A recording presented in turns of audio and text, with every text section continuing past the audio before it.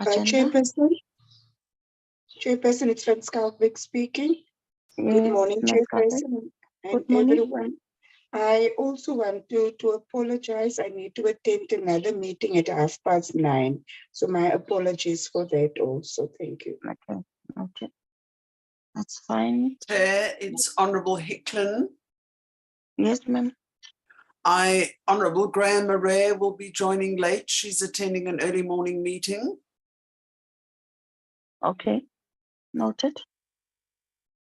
Good morning, Chairperson. It's Singh here. Good morning, Minister, and everybody that's online. I may have load shedding problems from about 10 o'clock onwards, but I'll see how I can manage things. Thank you. Thank you. All right. Let me formally take this opportunity to welcome and hope that they are present in this meeting. The Speaker of Parliament, Menosiviwe Mapisa Ngakula, that the Chairperson of NCOP, my apologies, that the Masondo, the STP, Mr. Alec Muyemi, Acting DG, Department DPWI, Ms. Treni Rampele of DBSA. We do note the apology from the Deputy Minister, Ms. Kivit, and I hope that there's a delegation from the Deputy Minister's office.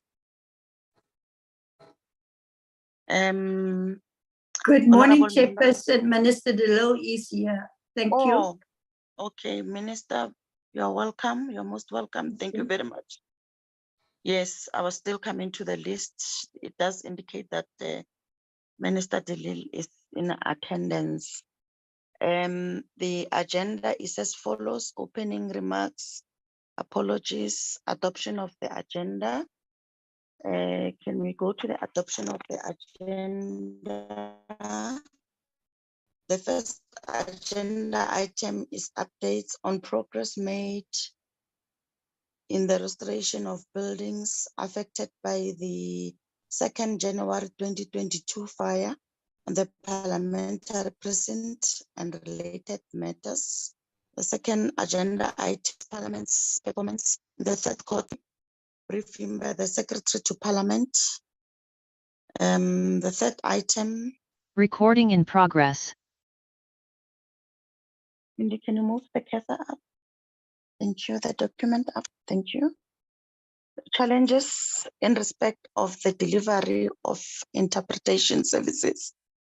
Expenditure in respect of the committee for section 194 inquiry.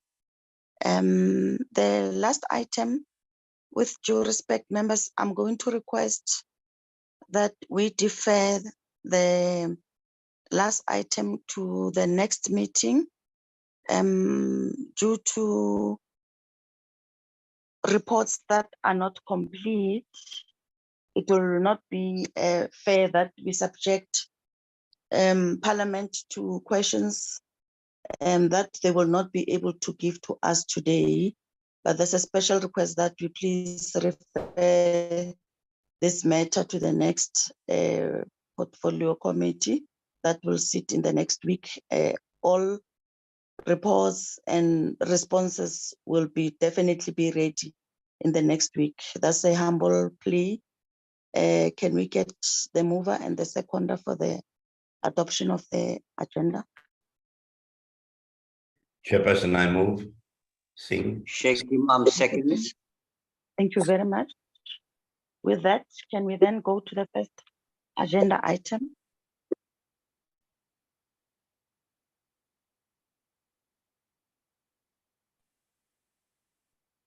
Can I invite the speaker? If Honorable Chair. Okay. yes. I see there are hands which are up then. Oh, okay. Sorry, I did not notice that. Before that, let me first take the hands. Oh, Cindy did not notice me. No. Chairperson, Becky Hadebe and Singh. Okay. Becky Hadebe. no, thank you, Chairperson. I'm on the issue of the expenditure of the Section 194 report. I don't know whether the speaker is here. When is the targeted completion of that inquiry? So that we don't receive ad hoc type of reports on the issue of the funding. When is it going to be, when is the targeted end date of that inquiry? So that if the end date is closer, we can defer until the end of the inquiry so that we get the entire picture of the expenditure. If you can just be appraised with that information. Thank you, Chair. Okay, Speaker, as you introduced the Yes, first agenda item, maybe you can also reflect on that. okay. Yes, good morning, honorable member, chairpersons of the committee, Minister Dilil, honorable members, the Secretary to Parliament and the PG of DPWI, who are also on the platform. Good morning to you, honorable members. Let me start with the question which has just been raised so that I don't delay that. The committee has indicated to us through the chair that they will be able to finalize this process by end of April. And that a report will then be submitted to us. So I'm expecting that by end April, everything shall have been concluded. That's the first thing, honorable members. And then allow me then to proceed, honorable members. I am concerned that your camera. Yeah, because we're struggling to hear you. Yes, I'll switch it off, honorable member. I was going to request for permission to do that. There's load shedding in my area, so the network is not going to be very good. Thank you very much. Thank you. Okay, please do that. Thank you. Thank you, honorable member. Thank you for your invitation and for another opportunity to appear before the Joint Standing Committee, where the Executive Authority and Management of Parliament can account, share information, and receive guidance from you on various aspects of our work. Like every other year, the work of Parliament kicked off with a congested program for the month of February, as we officially opened Parliament and the State of the Nation address by the President. And of course, this is then followed by the National Budget Day. I'm glad though to report to you that as observed by you, both these important sessions were once more a resounding success, demonstrating further the resilience of Parliament's operations under conditions of the business unusual state we have been forced to operate in. For the second year running, Parliament has had to hold the sittings for both SONA, the debate of the national budget, at the Cape Town City Hall, following the fire disaster that destroyed most of our infrastructure last year. I am glad that as part of the briefing to the committee today, the STP and his team will give an update on the work that is being done for the restoration of our Parliament, including some of the interventions to ensure a return to normalized operations, both in the immediate and mid-term. Co-chairpersons and honorable members, today we also present the third quarter report based on the tabled APP for 2022-2023 and the strategic plan for the 6th Parliament. As you are aware, we have been working very hard to ensure that these reports reflect the impact of the work Parliament does on our constituencies and the extent to which we address the plight of our people as the electorate instead of just ticking the compliance boxes. This review on the focus of our reporting system is aimed at enhancing the qualitative performance of Parliament in all its pillars of work. You will also realize, Chair, that the report is also guided by a new strategic direction emanating from the successful strategic plan session of management that was held last year. The session was aimed at reporting to the new challenges facing the institution, including the new working conditions created by COVID-19 and the fire disaster. Chairpersons, going forward, much of the work of the institution is also going to focus on our ability to lay a sound vision and capacity for the work of the 7th Parliament. As we draw closer to the end of term of the 6th Parliament, these are some of the issues that we will be engaging you on. As I indicated earlier, Chairperson, members will also receive a briefing on the work that is being done for the restoration of the infrastructure following that disaster. That work is based on our accepted principle and reality that whatever we do, this historic heritage asset has to be restored as a pride of the nation and the seat of our apex institution. Somebody's talking. Chairperson? Speaker, Okay. let me check. Tlangongo, Patricia. I don't know if it's Patricia Matlo. Patricia Matlo, please switch off your speaker. Your microphone. Oh, my. Yes. And who else? Okay. Oh, okay, that's fine. Should we then proceed, Chair? Yes, proceed now. Okay, we've taken the considered decision that whilst everything needs to be done to ensure a smooth, compliant, and responsible process for this project, it should also be done with the necessary appreciation for the agency. In this regard, the briefing by the STP will also serve to assure members that everything will be done to ensure that this project is implemented with the highest level of integrity, sound project governance, prudent use of resources, and absolute guarding against corrupt practices. An institution such as Parliament, the apex structure for accountability, will not be found wanting about its good governance practices. Honorable Chairperson, as already indicated here, the Minister of Public Works is here, and I'm also informed that the DG of Public Works is here. So I am sure they will also talk to some of these issues.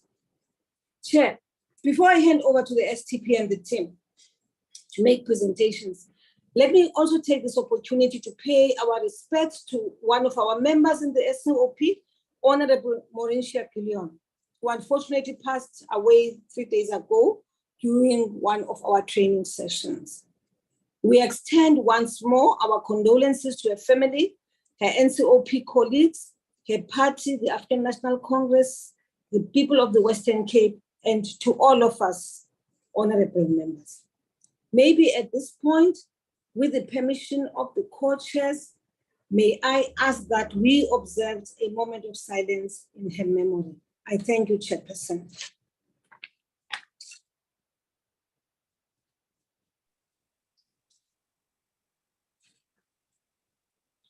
Thank you very much, Chairperson. Chairperson. Thank you, Chair. That concludes my remarks. And maybe, Chair, as I step off, I should raise whether at some point we should not go back to physical for this kind of meeting. Because in a number of areas right now, there is load shedding. I'm also having a problem of load shedding, but I'm hope I'll pull through with this until the end of the meeting. But I heard from the apologies as well that some of the members may have to leave the system, the platform early because of that. So I don't know if because anyway, there are clearly stipulated time frames or within which the committee should meet. And maybe we should consider that and see if when we have that meeting, which really is should be once a quarter, if we should not go back to physical so that we can have better interaction, with regards to financial matters of Parliament. I'm just throwing it, Chair. It's a matter which you can discuss with the committee. Thank you, Chair. Those were the opening remarks. I step down. Thank you. Noted. We'll leave that for discussions. Minister Delil, is there anything you would want to say? Thank you, Chairperson. May I also have permission to keep off my video? Chairperson, let me greet you, honorable chairpersons and members and honorable presiding officers. I'm also joined by 8 DPWI officials led by Dr. Alec Moemi. Chairperson, after I have received the invitation from the Joint Standing Committee to brief the committee on progress, I then immediately convened a meeting with the Speaker and the Secretary of Parliament to inform them about the invitation. We then worked through some of the issues and we had agreed that we will today present to the Joint Standing Committee a joint presentation. But having said that, Honourable Chairperson, when I look at the agenda, I see that even though DPWI received the invitation, we are not on the agenda. Not that that is a problem, because DPWI took the initiative to consult with the Speaker and the Secretary to Parliament. So thank you for the opportunity once again. And as DPWI, we stand ready to play our role in making sure that we restore Parliament to its former glory. I thank you, Honourable Chairperson. Thank you very much. I'm not sure if Ntatema Sondo is on the platform, and he would also want to make a few remarks, but I take it that the Speaker has done that on behalf of Parliament. That will go for the Secretary to Parliament. As I hand over formally now to the Secretary of Parliament to then guide us as to who is going to do the presentation.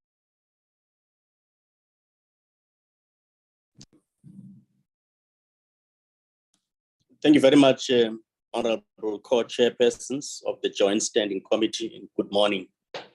Good morning to presiding officers, to the honourable members of the Joint Standing Committee on Financial Management of Parliament, and good morning to the Honourable Minister of Public Works and Infrastructure, colleagues on the platform from Public Works, Parliament, as well as our implementation agent, Development Bank rather, of South Africa. So thank you very much, Honourable Chairperson. We will be sharing what we call a roadmap to the restoration of Parliament. And this is a report that has enjoyed input both at the level of ourselves as Parliament, as well as the Department of Public Works, as the Minister has alluded to, as well as the item on the detailed project implementation plan that honourable members have asked that it should form part of this. We have now received that detailed implementation plan, more reflecting how this work will be executed over this period. Honorable Chairpersons, the report as we are presenting covers the following areas as clearly described in the table of contents: project implementation plan, the description of the deliverables, the milestones, and so on, including the vital elements of financial implications and project governance. Honorable members are fairly aware and will recall the impact of the fire that visited Parliament on the early hours of January 2022, essentially destroying the two chambers of the old assembly and the new wing, with a devastating impact of 17 committee rooms and 284 offices in those buildings that were completely gutted down. This also necessitated that Parliament must then shift to alternative operating arrangements, wherein, as we currently do, operate in the Kudo chamber and the City Hall, depending on the nature and scale of operations in terms of joint sittings or NA sittings and so on. To date, one of the houses that was partially affected, the National Council of Provinces, we were able to restore it fairly quicker, as at August 6, the NCOP was able to return to its full operation. And the impact of absence of offices of members, as clearly detailed here, we have an impact of 210 offices that we need to provide for members. And so far, we have identified 2 floors in our 90 place, wherein we will be able to make modifications to refurbish 155 of those. The balance of the 210 leaves us still in demand of 55 offices from members. We are currently in the process of identifying where we could locate those offices, either outside of the 17 committees that have been destroyed. We are also planning to factor that in the arrangements around securing additional offices. But ideally, as Parliament, if we were to function fully optimally, we need about 46 committees. But in terms of programming work, honorable members, as you know, for both houses, it is not practical at any given time to convene all at once, given the fact that many members serve in multiple committees.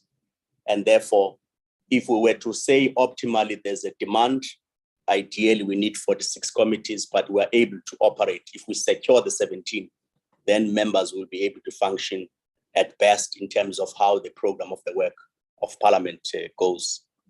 We have also had a discussion in terms of a formal request to the Department of Public Works, and we are grateful that the Minister is considering the matter, wherein we have made a representation for the 8th and the 14th floor of the 90 Plain Street to be considered for a phase-out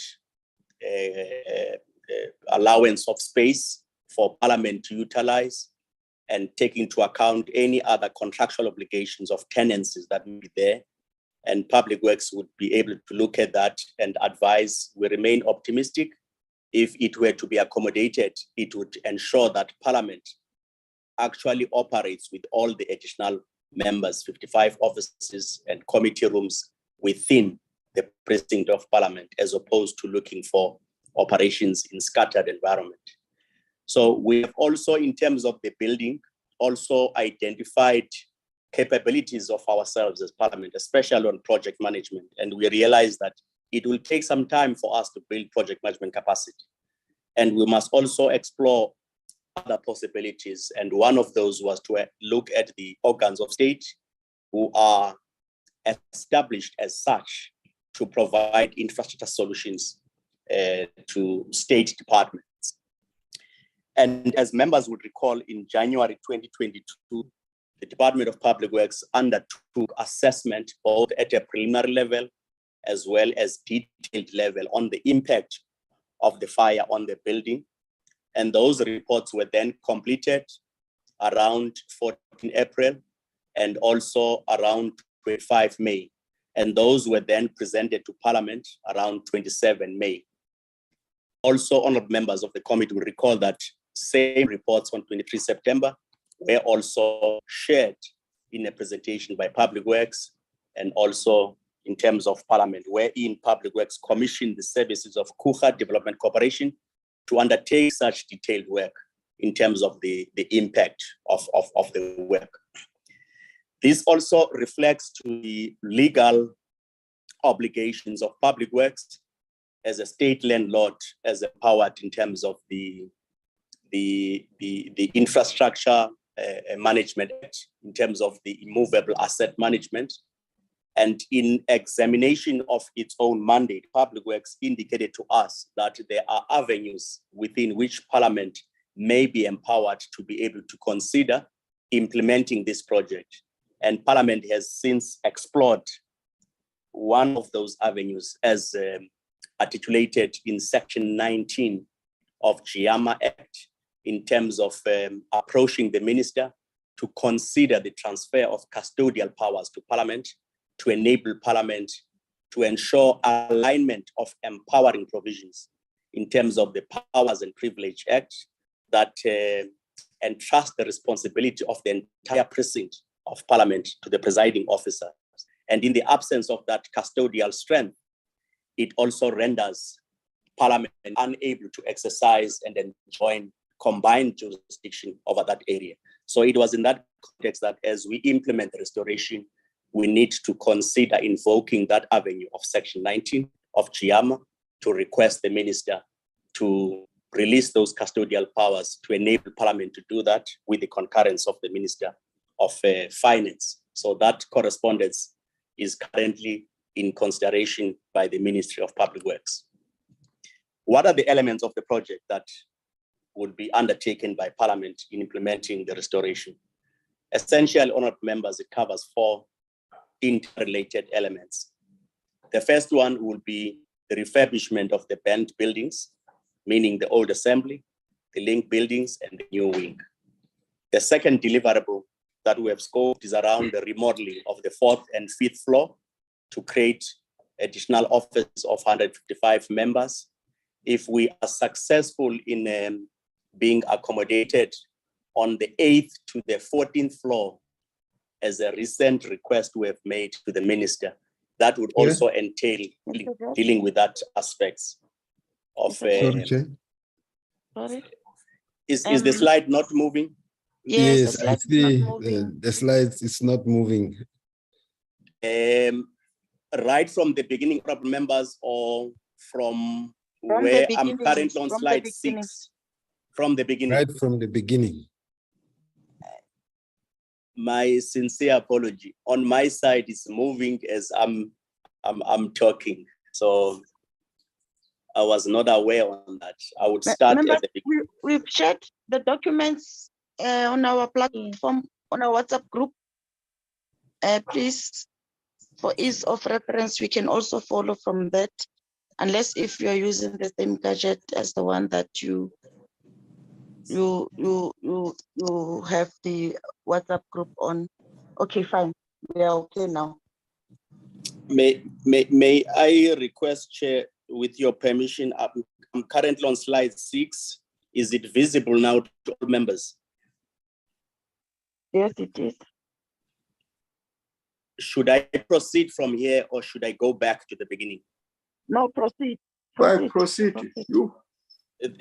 Thank you very much, Chairperson. So these are essentially the 4 components of the project in terms of the remodeling of the 4th and 5th floor.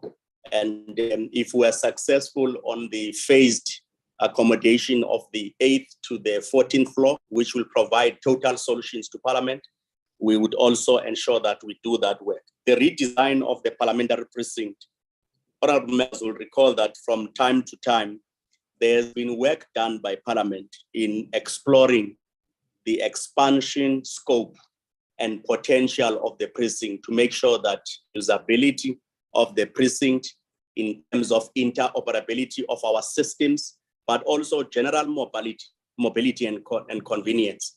It would be desirable that we have a functional precinct as opposed to what we have at the moment. So part of looking at restoration is also to firm up that work in terms of parliamentary precinct. The last part will be around facilities management. As we have the facilities, we would also be looking at scoping this work, engaging with public works in detail in terms of how best we would also, in the process as facilities are built and part of consideration of the implementation of Section 19 modalities of GIAMA, consider Parliament gradually managing its facilities in terms of its own maintenance. Next slide.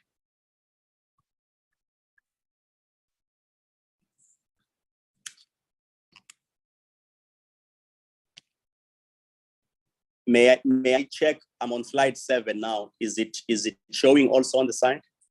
Thank you very much. So in terms of the implementation of the project, honorable members, it will be a multidisciplinary team, ourselves as Parliament, the implementation agent, National Treasury, and the Department of Public Works in terms of ensuring successful implementation project, meaning the project implementation committee will be comprised of those key institutions with the agent accounting to those committees. And we have identified Development Bank of Southern Africa as announced that it would assist Parliament in undertaking this work in terms of looking at its own track record. And these are essentially the components around the project milestones that would entail the site handover from the Department of Public Works to Parliament, and also the implementation agent around the 6th of March, Monday. This is our identified date to be able to do that. Secondly, the rubble removal, that would also be certain deliverables around that matter. For us to remove the rubble, the first element will be the structural engineers determining pathways for us to be able to say if there were to be movements in that facility, what were the safe pathways that the assessment has identified to make sure that those are clearly marked up so our rubble removal can take place. Thereafter, detailed design and confirmation of cost will be undertaken. Then the procurement process, the execution, as well as handover period, which are fairly contractual frameworks of managing any new developments. The second deliverable, as I indicated, is the remodeling of offices, the precinct redesign, and the total facilities management. The next slide is the project timeframes. The remodeling of offices, we envisage that by April 2023, it is our desire that these offices, at least in the 4th and 5th floor, must be completed by that period, meaning March and April, to ensure day and night work happening around those offices. Take into account the advantage that it's not an open site. It will be work done in a building that already is roofed. So we believe that a contractor should be able to schedule his work such that it's able to be granted 24-hour work around the site with strengthened security of Parliament to make sure that those matters are managed properly. The refurbishment project is planned to be completed in 24 months with a period of 6 months that deals with snagging as well as the liability phase for any other matters that may happen. The next slide is around the motivating factors for the Development Bank as an implementation agent. As we all know, and perhaps very established in a number of national departments, wherein Development Bank of Southern Africa has established the capacity around multidisciplinary teams to manage project implementation, but also their fee structure, which is fairly competitive around the cost recovery model that they are operating under. And looking into Parliament in terms of its own heritage nature, they also have a relationship that they have worked in many other facilities with the South African Heritage Resource Agency, and that will be a central requirement to restore a heritage building like Parliament. Next slide. The next area is on the issue of the projects that they've implemented. We have sampled some of the projects that they have implemented. And in terms of those projects, can we go to the next slide?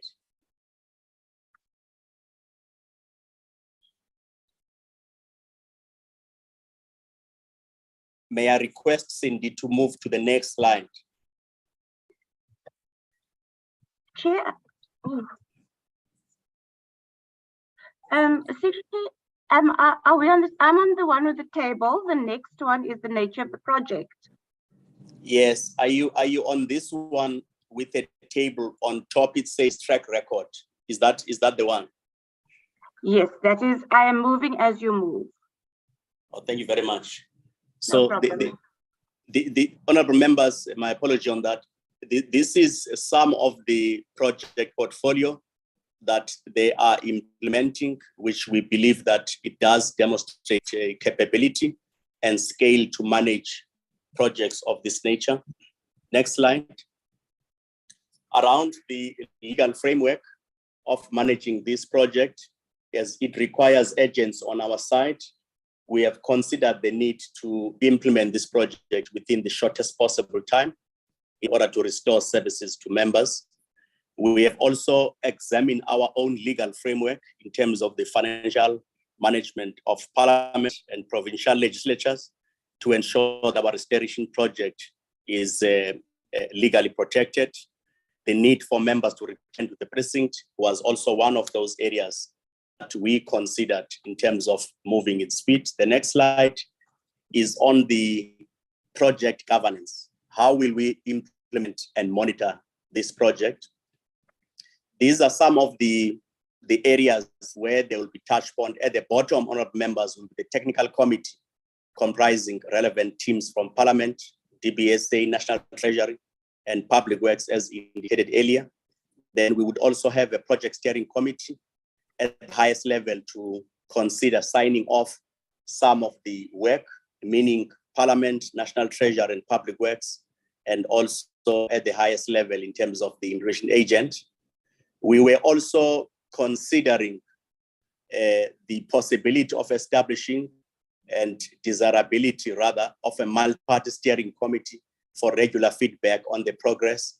But as we presented also at the level of chief whips, it was indicated to us that perhaps the joint standing committee is the most structured multi-party committee that is also empowered in terms of the rules to make sure that it's able to enforce proper monitoring and adherence to the rules. And that will be the committee that will be considering as the parliamentary oversight as legally empowered for projects of this nature and any other performance of Parliament. Around the financial implications, honorable members, an amount of 2 billion has been outlined by the Minister of Finance during the medium-term budget policy statement, 27 of October last year, as a first tranche to allocate for implementation of this project. It will then be tranched to us on a yearly basis, depending on the drawdown requirements of spending what shall have been appropriated to Parliament. The second factor that has also been realized is that there are unforeseen expenditures that are occasioned by the absence of operating facilities. In that regard, we need to operate on-site, off-site, hybrid, including the destruction of broadcasting capability of Parliament that has been impacted. So Treasury allocated an additional 118 million rand to enable Parliament to do remedial work around restoring offices of members and other related matters. In terms of the detail of the project, as I've indicated, to be 24 months, as also to ensure that the fee structure for the project is kept at 4.5% of the overall total project costs.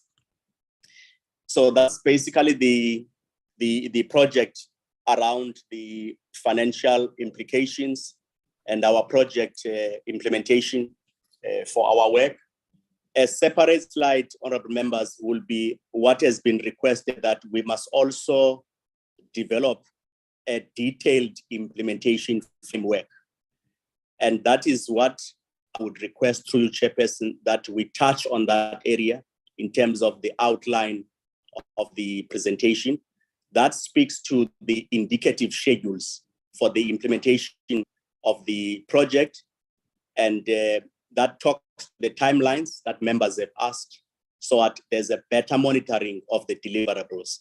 I would like my colleague from the implementation agent to touch on those areas, Mr. Chwene, to touch on the key highlights of what would be involved in managing this part, as we have asked them on Tuesday to develop the detailed implementation framework of this area.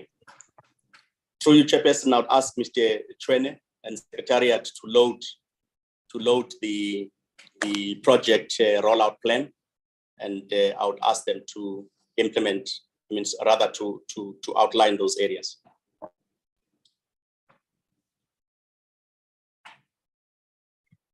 Chairperson, I'm going to apply the presentation now. I only just received it, so members don't have this presentation, but I will share it with you shortly.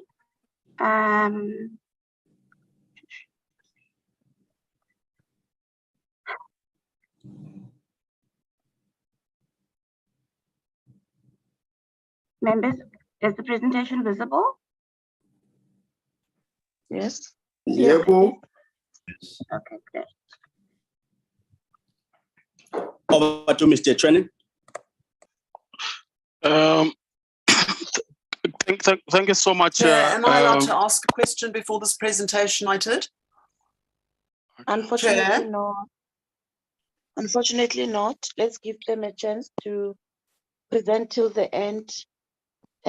Moreover, that we have too many apologies around 10 o'clock. At least let's get this one done, then we can discuss. I think it will not take more than 5 minutes for them to conclude. You may proceed in that, Attorney. Thank you so much, Chairperson. Greetings to the presiding officers, honorable ministers, and honorable members. My name is Chwene Rampele. I'm the Group Executive for Infrastructure Delivery in the Development Bank of Southern Africa.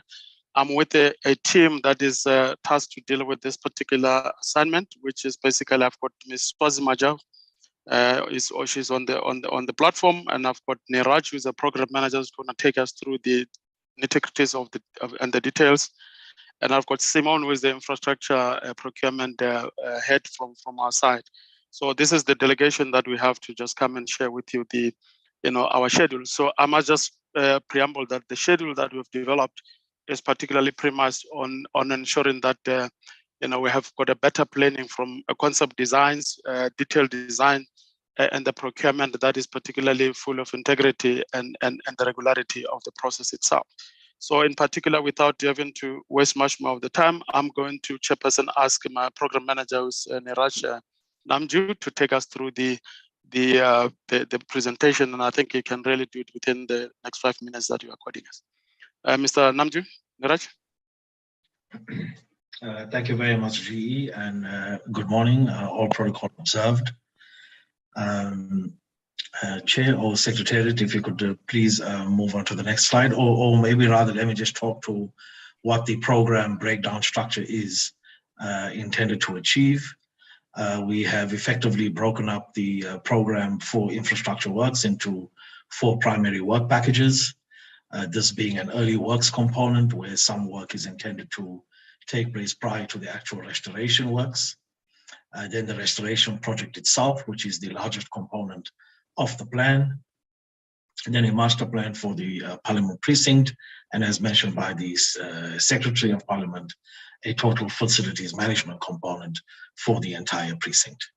The early works component is further subdivided into 4 minor work packages that are meant to achieve safe access passages, as well as for ongoing monitoring purposes and quantification of rubble removal, some scanning works, and then the removal of debris together with a temporary roof covering for the facility to prevent further water damage and water ingress during rainy periods. And then in parallel with those activities is the refurbishment of the 4th and 5th floors at 90 Plain Street to create 155 offices for members.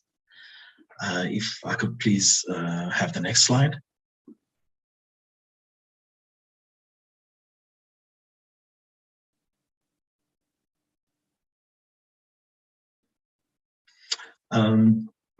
This view is really a consolidation of all of the milestones that is intended to be achieved from the date of the project handover to the DBSA next Monday. We are looking at completion of the safe access routes during this month of March. The removal of rubble debris and the temporary roof installations to begin in May, and this is preceded by a process of quantifying the volume and the tonnage of rubble and debris to be removed from the old and new assembly buildings.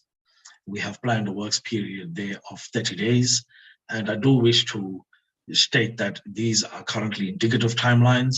We will know definitive timelines as we get access to work at out of normal working hours in the precinct, and through that we can accelerate any construction periods. We intend not just to remove the rubble, but also to erect a temporary covering for the open areas where there was damage to the roof. The temporary offices, we are targeting an accelerated timeline. These timelines are also indicative and need to be preceded by some level of design, as well as a procurement period.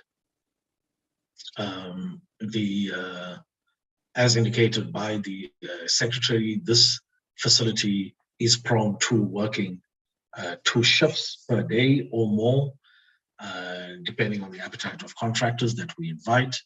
And I also wish to state upfront for procurement that we will follow open tender processes for all contractors to be appointed for the various works. The master plan for the precinct is intended to be completed in December 2023, with a target date for the restoration and complete upgrading of the new assembly being September 2025, which takes into account a construction period of between 21 and 24 months, and a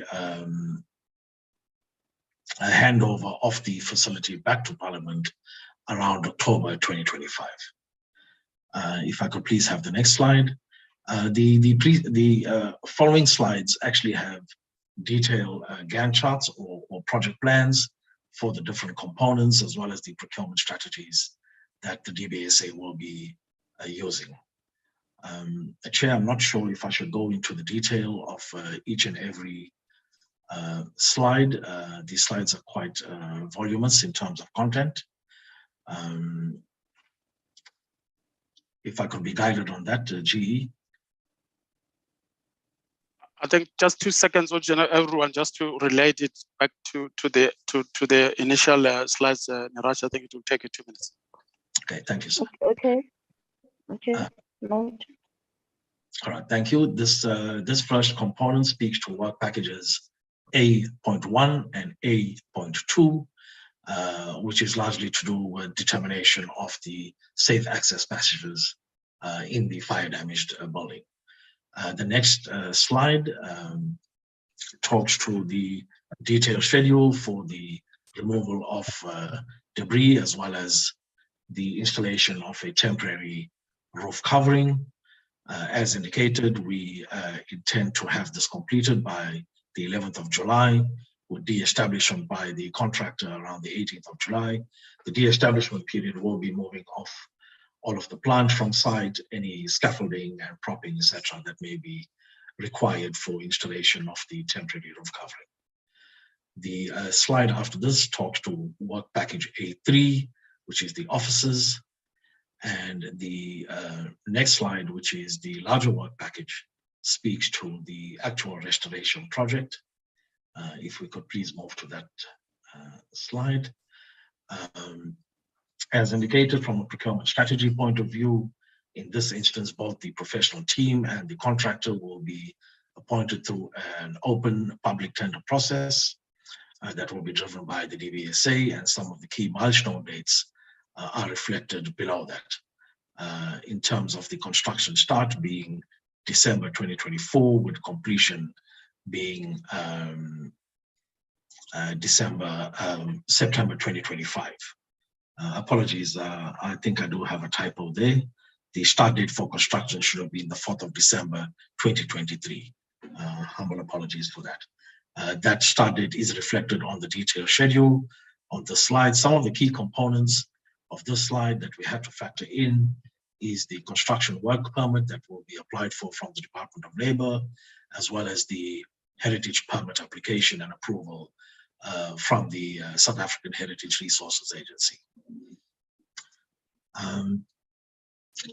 Chair, the next slide talks to work package C, which is the precinct master plan, which we intend to have completed by December this year, and with approval being granted by Parliament for that after iterations and consultations in January 2024. Chair, then the last slide really talks to a process and the DBSA's model for total facilities management. And in this regard, the actual implementation of total facilities management will be preceded by a pre-implementation planning and scoping period of around 5 months, which we will complete by August 2023. Apologies again for the typo on 2023, Chair. GE and Chair, I will stop there. Thank you very much.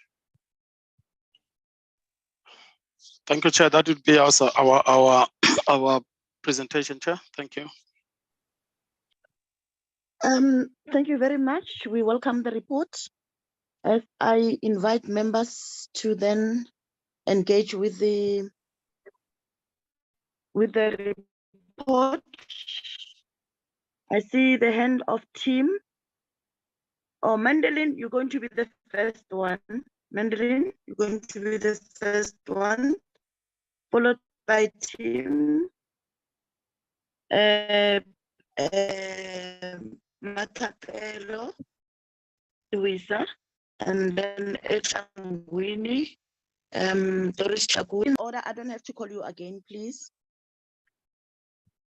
Just follow one another so that we save time. Sorry, did you note Chair? Sorry, did you note me, Chair? You are noted. That's fine. You'll come after Becky Adebe. Thank you so much, Chair. My first question, Chair, is what process was followed to appoint DBSA? Just a question for me, please, Chair. The second question that I have is, I noted on page 8 of the first presentation that the design and cost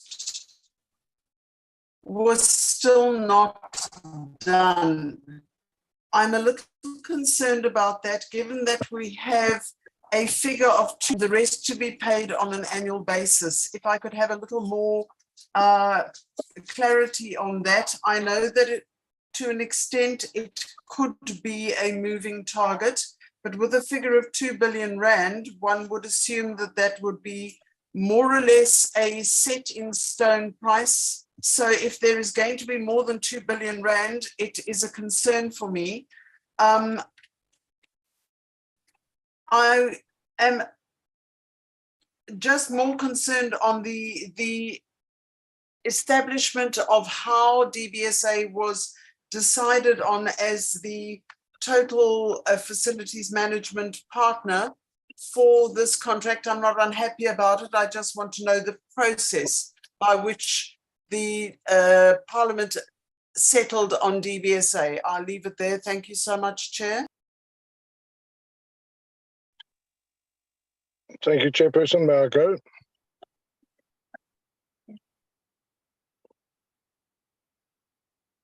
Let's agree that I want noting. We'll just follow the list. Okay. Yes, please. Thank you, Chairperson. Chairperson, so the questions I have are as follows. On slide 3 of the first presentation, sorry, Chairperson, this first thing is can we please request that the second presentation that Cindy only got this morning can be circulated to us as soon as possible? That's point number one. Agreed. Point number two, on the first presentation, slide 3, the last point, there's indication of floors that were made available for offices in the Plain Street building, and then also it said in the same slide that the minister is considering the release of floors 8 to 14, and I'm assuming because the presentation doesn't give us anything else, any other concrete information, that this is going to be for committee rooms. Now, Chairperson, you will know they've been sitting for 1 year now, over 1 year, waiting for in-person committee meetings, and the excuse has always been is that we have no space because of the fire. And you, in yourself, Eric, or I think the Speaker of the National Assembly pointed out this morning, we really have to get back to in-person meetings. And the question I have is on that is, why has it taken Public Works and Infrastructure 1 year to respond? Is the minister still considering the use of floors 8 to 14 in the Plain Street building? If she's still considering it, can that please be expedited as soon as possible? It's absolutely unthinkable that we're still sitting having meetings on Zoom, and with load shedding, it's becoming more and more difficult to have those meetings, as load shedding is now a daily aspect of our lives. The other thing that we have to ask as parliamentarians is, why has this taken so long to get started? We're sitting over a year later. And if I look at slide 4, I see some of the clues. The reports were done in May 2022, which I understand receiving the reports takes time. But then it was only presented to this committee in September 2022, which is about 4 months later. And now we're getting, now in March today, we're getting this final report. So it's taken over a year just to get us to the point where we are actually starting to get ready to go. I think Public Works must account for that. Why has that taken so long to get to this point? And then I thank the second presentation for giving us a set idea of when we should be finished. The next question I have is that, what level of oversight will this committee have in terms of the procurement process? Are we going to be informed 6 months after somebody's been appointed that they were appointed, or will we be taken through the procurement process as it happens? Because, Chairperson, I'm sorry, this government has a very, very bad history of this being an opportunity for people to feed. And I think we've got to stop that and almost have real-time audits, maybe with the Auditor General going along to make sure that this is a tight exercise from a financial point of view. And then finally, my final question, Chairperson, is during the course of the work which was set out by DBSA, there's a lot of infrastructure in Parliament. I'm talking about the road infrastructure, I'm talking about buildings that could possibly be damaged by heavy-duty vehicles moving in and out of Parliament. What assurance do we have that heavy-duty, the cobblestone path roadways in Parliament, the marble blocks that litter, that are all over our roadways, are not built for 10-ton trucks and the like? What on earth is DBSA going to do to make sure that while they're removing all the rubble, while they're doing all the work, while they're bringing in building material, that they're going to be looking after the existing structure of Parliament and also the safety of parliamentarians when we walk about doing our business during the day, that somebody isn't bumped over by a truck or whatever the case may be? So what level of safety for the members, but also what level of safety and preservation of existing infrastructure is going to be undertaken whilst the job is going on? Thank you, Chairperson. Thank you, Chair. This is Honorable Suisa, committee member of Public Works. Chair, my first question would be, can we be provided as to how much was spent to repair the other house that was partially damaged?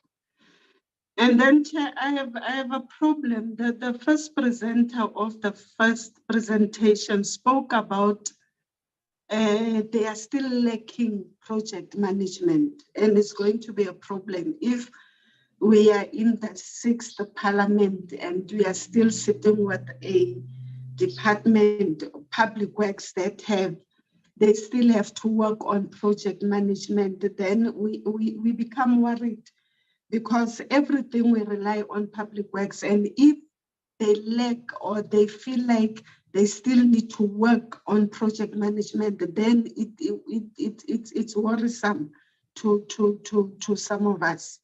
And then I think Honorable Hicklin already has alluded or asked the question on the selection of DBSA, because as the Committee of Public Works, we have a problem with these other bodies or entities that we don't have jurisdiction over, that they are going to be preferred by the Department of Public Works for them to take over projects.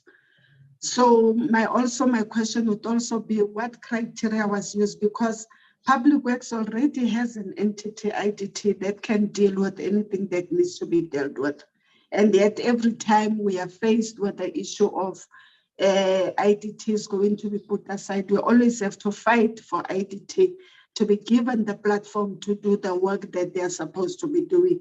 But every time we are faced with DBSA or KUHA or any other body out there other than the one that Public Works or the Committee of Public Works has jurisdiction on. So it's of a great concern that every time we are thrown with DBSA and KUHA. So what were the criteria? What made Public Works and Parliament to end up deciding that DBSA is the best person to do the project and not consider IDT as an entity that we can do oversight on? Thank you.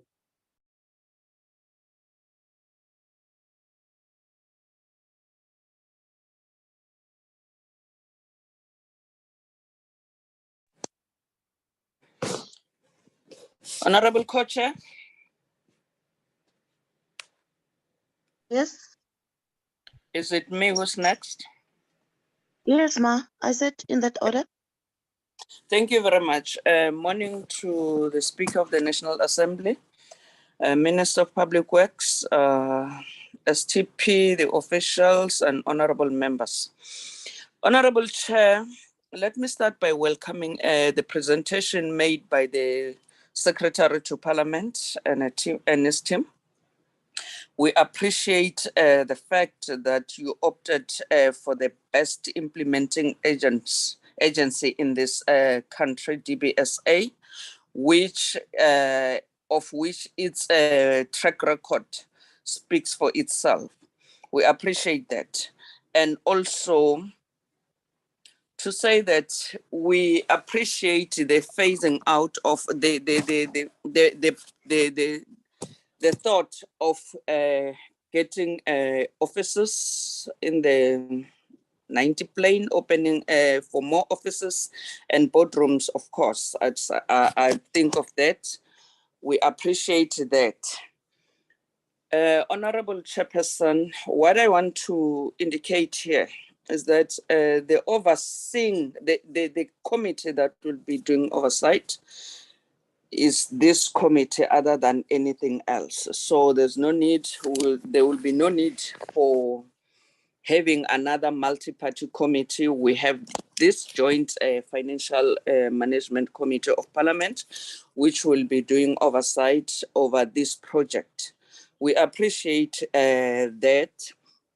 Then, Honorable Chair, as for the safety of members in the precinct and all those things, I'm sure this will be taken care of. And also the tightening of security around Parliament during that period. So the steering committee will be, the administrative steering committee is fine. We don't have any problem with that if that happened, but the committee, which must be taken on board and which will be overseeing this project, is this one. Thank you very much, Honorable Chair. We appreciate and the speed with which this project will be implemented. Thank you. Thanks, House Chair. I think it's me that is next after the Honorable Torres. House Chair, I agree with the Speaker on the plea that you've made.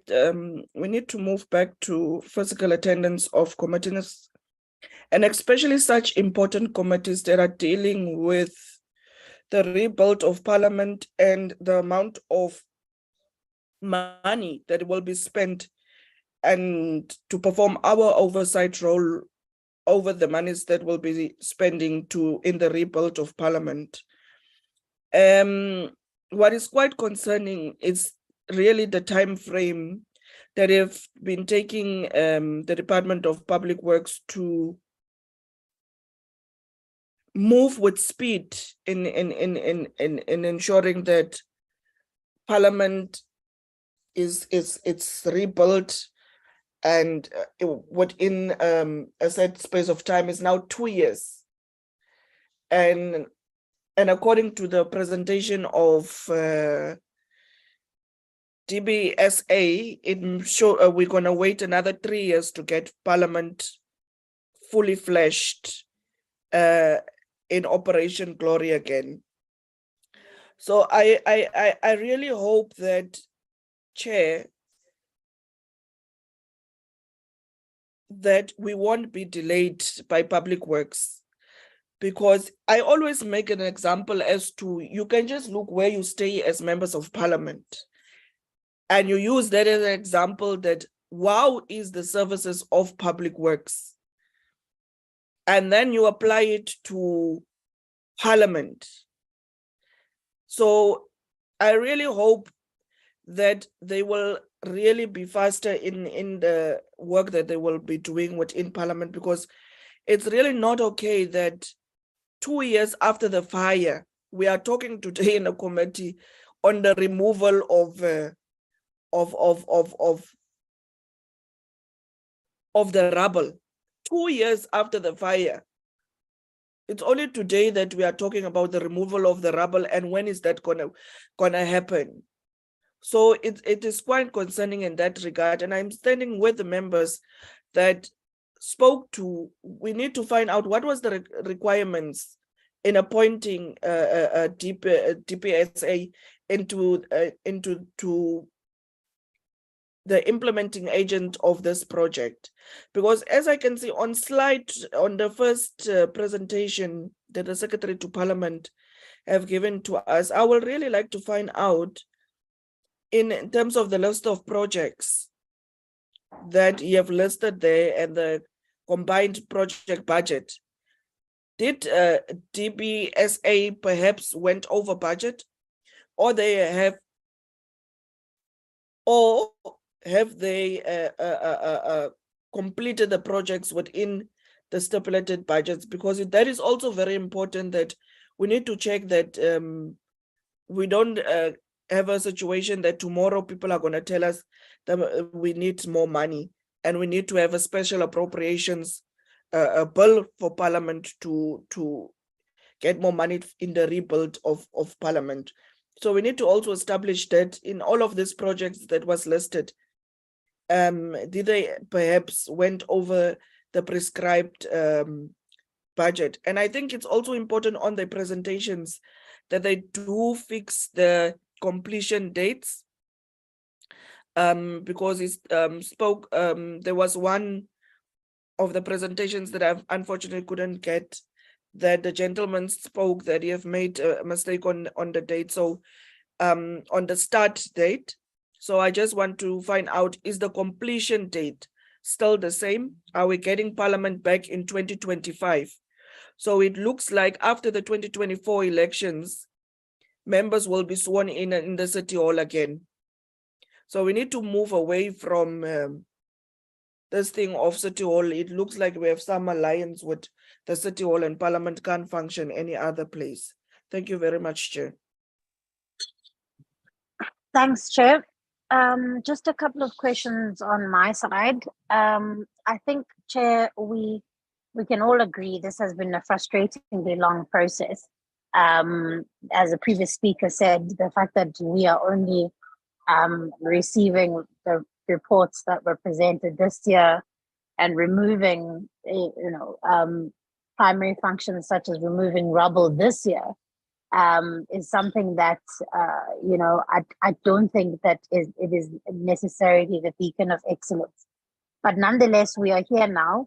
And I've seen and read through the roadmap that the Secretary to Parliament has presented. I wanted to just ask, perhaps in conjunction from the STP and the DBSA, that I heard that reconstruction, I'm assuming that is just the rebuilding, will begin on the 4th of December. So I just need clarity on, is that the work that will be done or a particular phase of the project? The issue around the 4th of December, because of course we didn't get the presentation that was presented this morning. So I'm just relying on what I heard being said. I also want to agree with the Deputy Chief Whip of the ANC that this body is the correct one to do oversight. I think often, as the presenter last week indicated, I think often we underestimate the powers of this committee and what this committee actually is empowered to do. And having oversight on this project is probably going to become the single most important thing that we do as a committee between now and the end of the term. So I agree that this is the correct body to do oversight, but it must be empowered. And as the speaker said, we must prioritize meeting religiously. Often our committee doesn't quorate, and we have to take decisions and the like. And so I think as committee members ourselves, we've got to take the work that we've got to do quite seriously. Then the other question that I wanted to ask is, because we are the oversight body on this matter, it's important for us to understand where the work of Public Works begins and ends, and where the work of DBSA begins and ends. I ask this in particular because I fear there may be overlaps. I understand that the building will be handed over soon, but where does the work of DBSA begin and end, and who then do we hold accountable for the work that is being done under DBSA that Public Works is not going to be doing? Because I fear of overlaps and gaps in particular. Then lastly, the financial controls. How is Parliament, the parliamentary administration, envisioning that we as a committee are going to be kept up to date with not only just the finances or the money spent, but also that linked to deliverables? And how often do we think it is necessary to be able to look at those without hobbling the work that must be done? Thank you.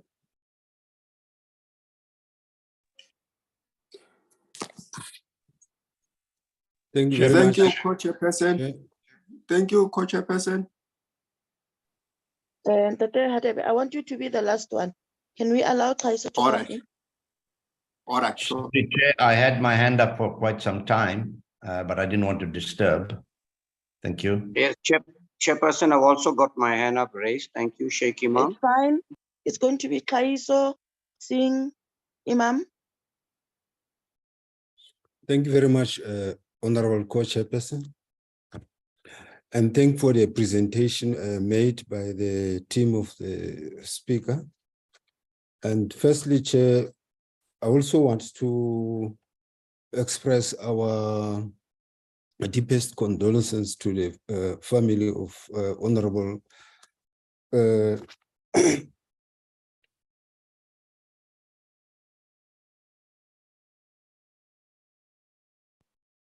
I also want to express my deepest condolences to the honorable member who has passed on,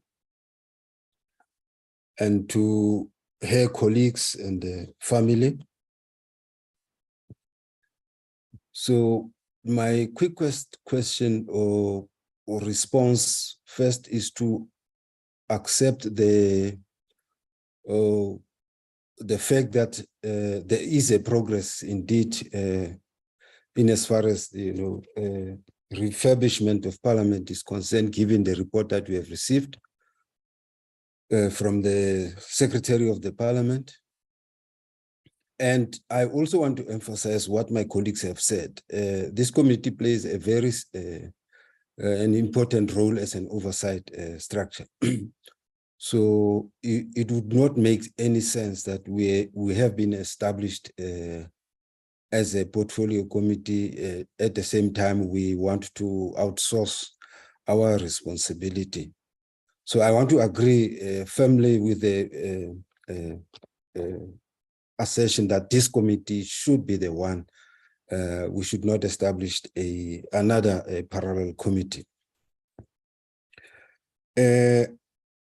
I just want to come to this point, unless maybe I was lost or I did not catch it quite well when it was presented. I don't think the issue of DBSA was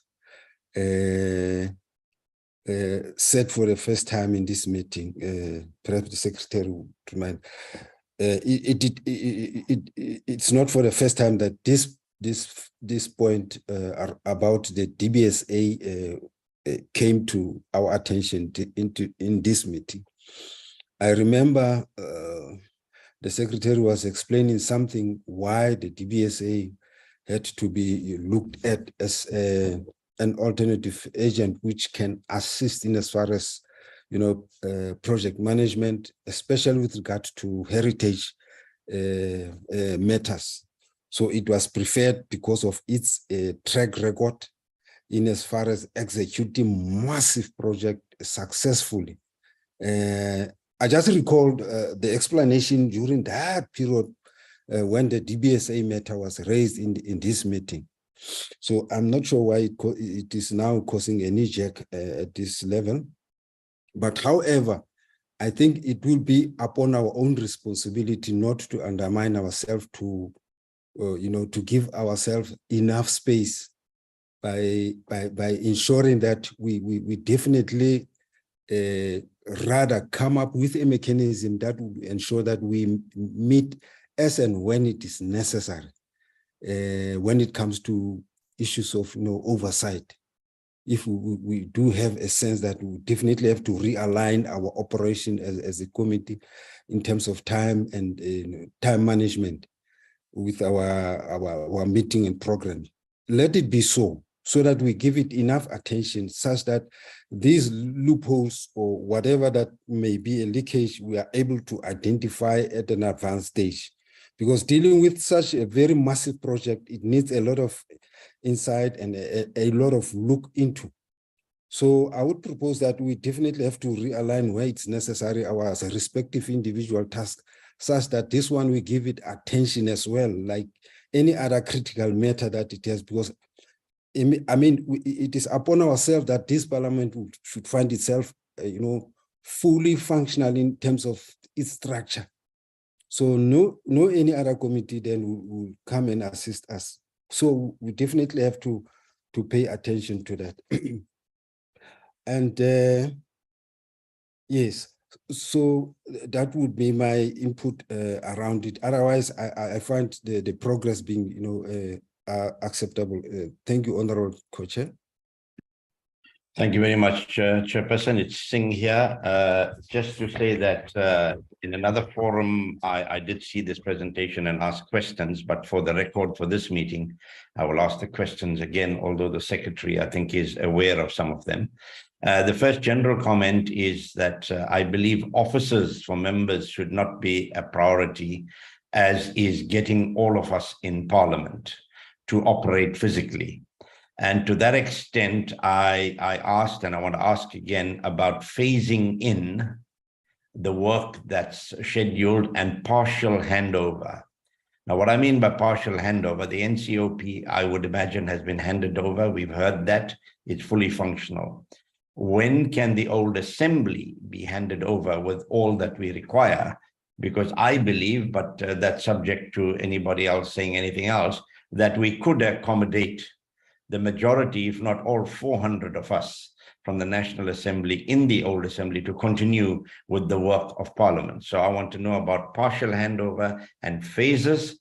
I also want to know whether in carrying out this work, which in some ways can be, quite fortunate for us, although the burning was very, very unfortunate. We've been talking about equipping our committee rooms, having sufficient committee rooms, making sure they have video conferencing, etc., etc. Has that been factored in? I do know the answer, but I think for this meeting, we need to know the answer. Has that been factored in?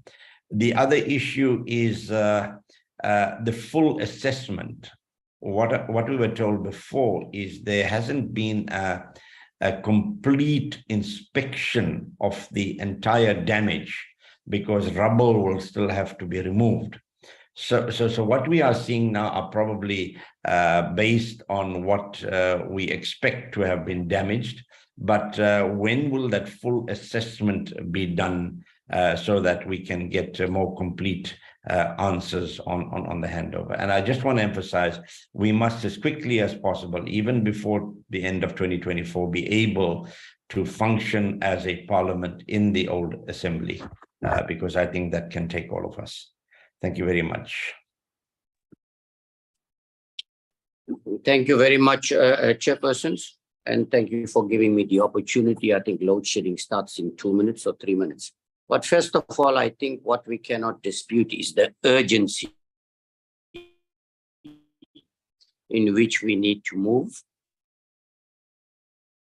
to ensure that we get Parliament functioning fully. Challenges we're experiencing currently with the IT system, poor signals, load shedding, I think it is clear that now there's a greater need to speed up this entire process. My concern is just that there's so much of red tape here and discussions that seem to be going on, which is slowing down the process of getting construction to commence so that we can complete it timeously and get back to working as a parliament and function in its entirety. The second thing is I want to know, could somebody clarify for me, Chairperson, the Public Works and Parliament, who are both going to have joint responsibility. And like I think my honorable colleague from the DA raised the concern of overlaps, how you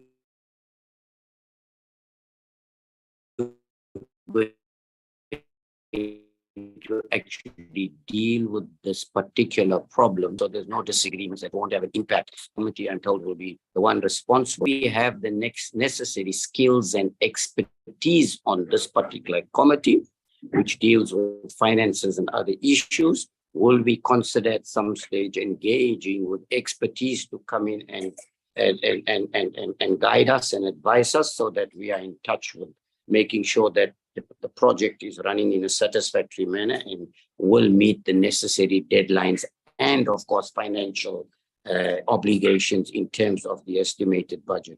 Now, I know we're talking about 2 billion rand estimated, a little bit more, and we all know this country loses 40% or about 300 billion on goods and services because of overpricing. And in infrastructure or in construction, this is where we tend to lose a lot of money. Soon as jobs have commenced, we then get escalation. We didn't realize this will happen and that will happen and all those things. And so the prices start escalating and often it even ends up to be double. I'd love to know how would we deal with them. I know there's some indication, and perhaps I haven't read it properly, that we might be commencing in December, but I know there's a holiday period after that and things like that. So all that is going to impact. But I want to agree that I don't think offices is a priority. We have offices, we have our homes, we're living in the parliamentary villages.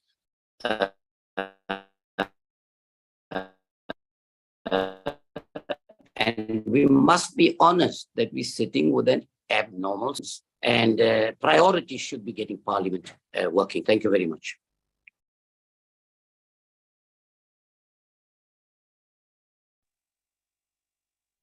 Is there anyone before Hadebe?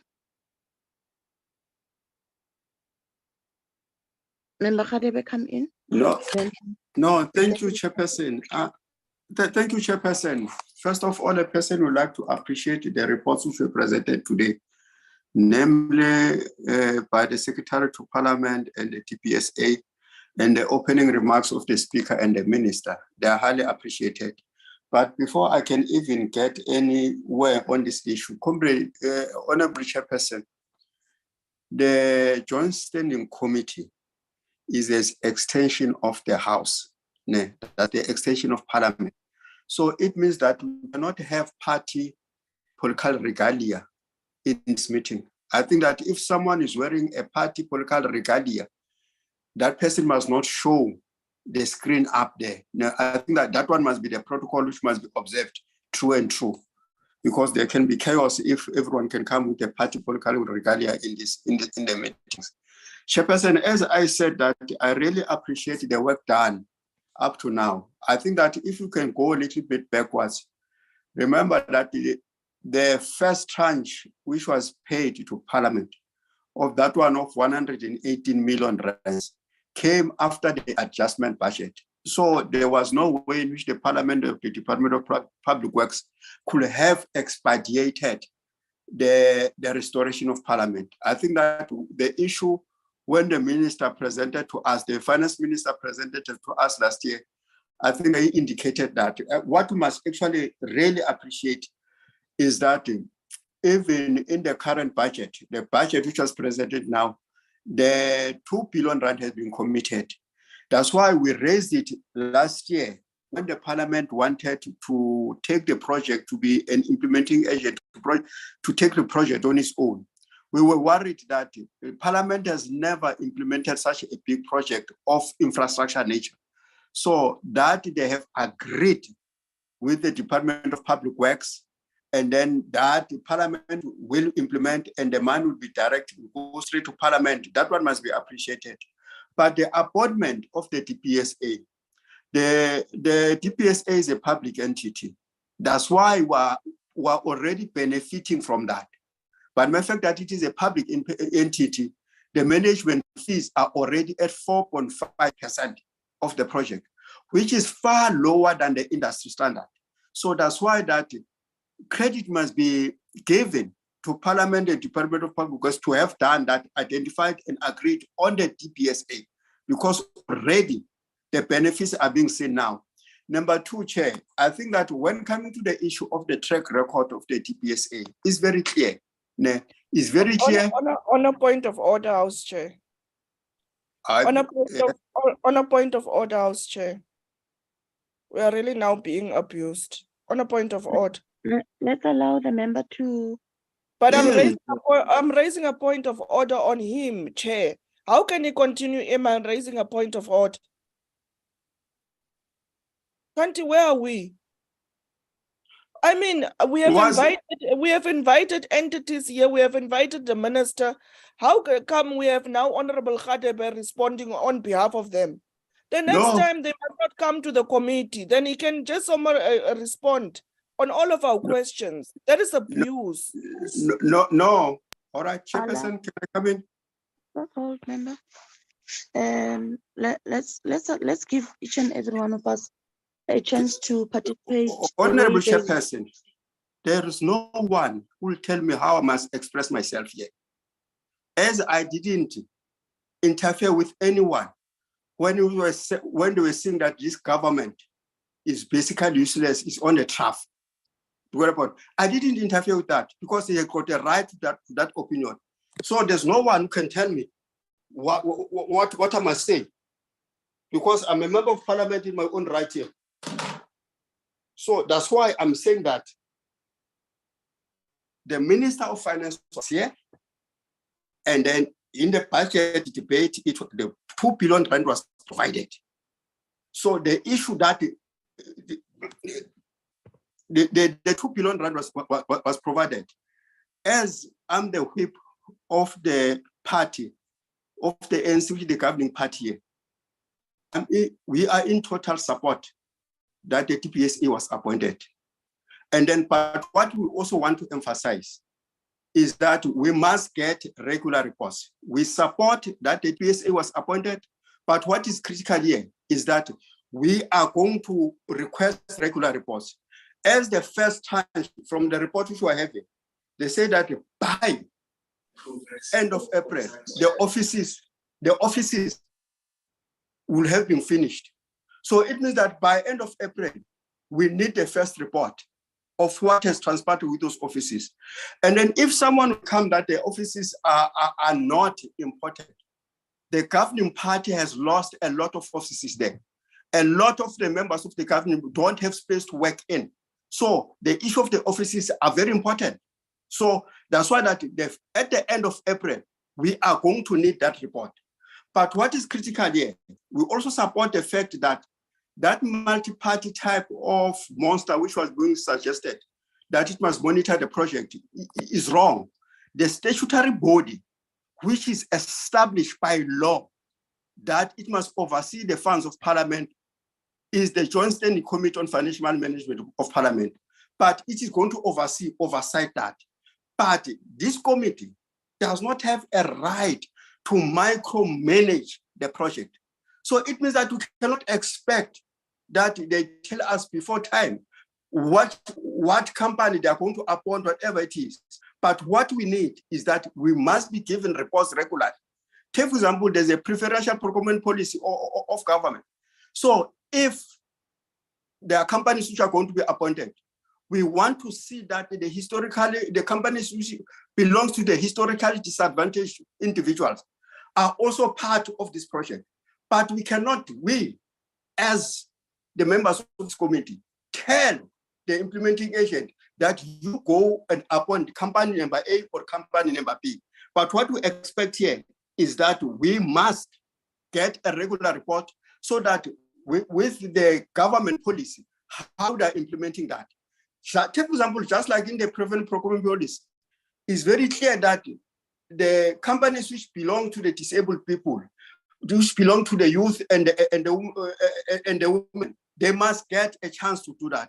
So in the report, which must go in the quarterly way, we must get regular reports on which companies which are complying with that, but we cannot come beforehand that we say we go and appoint companies so and so, because as this Joint Standing Committee, we're not a lobby group. We're here to oversee how the finances of Parliament are expended. And then number 3, Chairperson, I'll agree with the Speaker that when we come and deal with this thing, the quarterly report of Parliament, when we deal with the quarterly report of this project, we must be physical here. We must be physical. We must be physical so that we can be able to interact, so that we don't have this, so that we don't have this disruption which is coming from the issue of the load shedding. And then the last but not the least, Chairperson, as I said, that the work done up to so far is good. I think that it must be appreciated and supported. Thank you, Chair.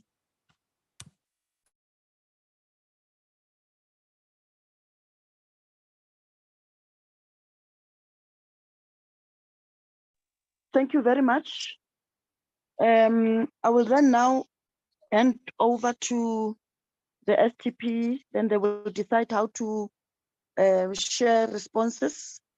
This is work in progress, and as agreed, we want this project to be expedited, but we should, by all means, be within the framework of the law. Secretary to Parliament. Chairperson. Chair. Madam Speaker, yes. Yeah. Let me just respond to 2 things before the STP comes in, because there will be a lot of technical work which we'll have to deal with, and administrative processes which have been raised by members, which the STP will have to deal with together with the team. Chairperson, just to clarify 2 things to honorable members. I mean, there's been reference here to 2 years. Parliament, by the way, bent down on the 2nd of February, 2022. February 2022, January 2022. We are now in February 2023. So we're not talking 2 years here. I'm sorry, honorable members, we're talking 1 year.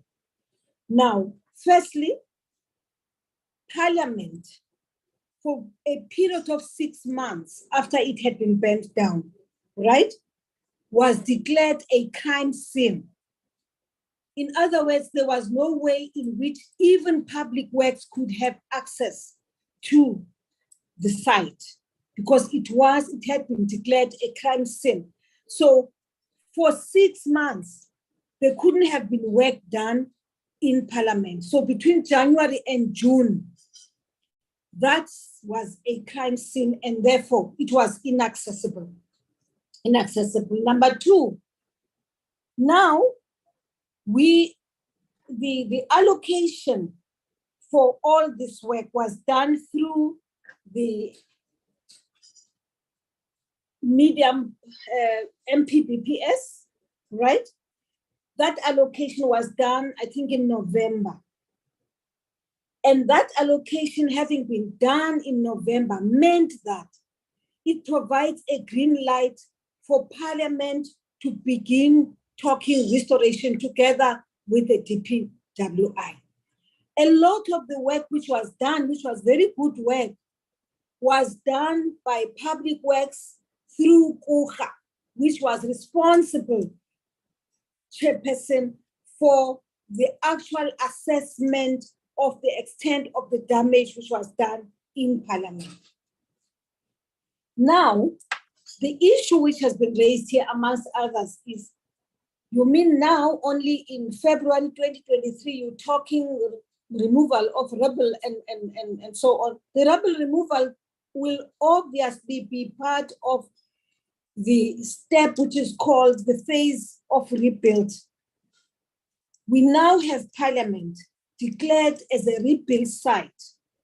What that means is that it starts as well with rubble removal before work can be done. And these are some of the things which can be clarified by both the Secretary and the DBSA team.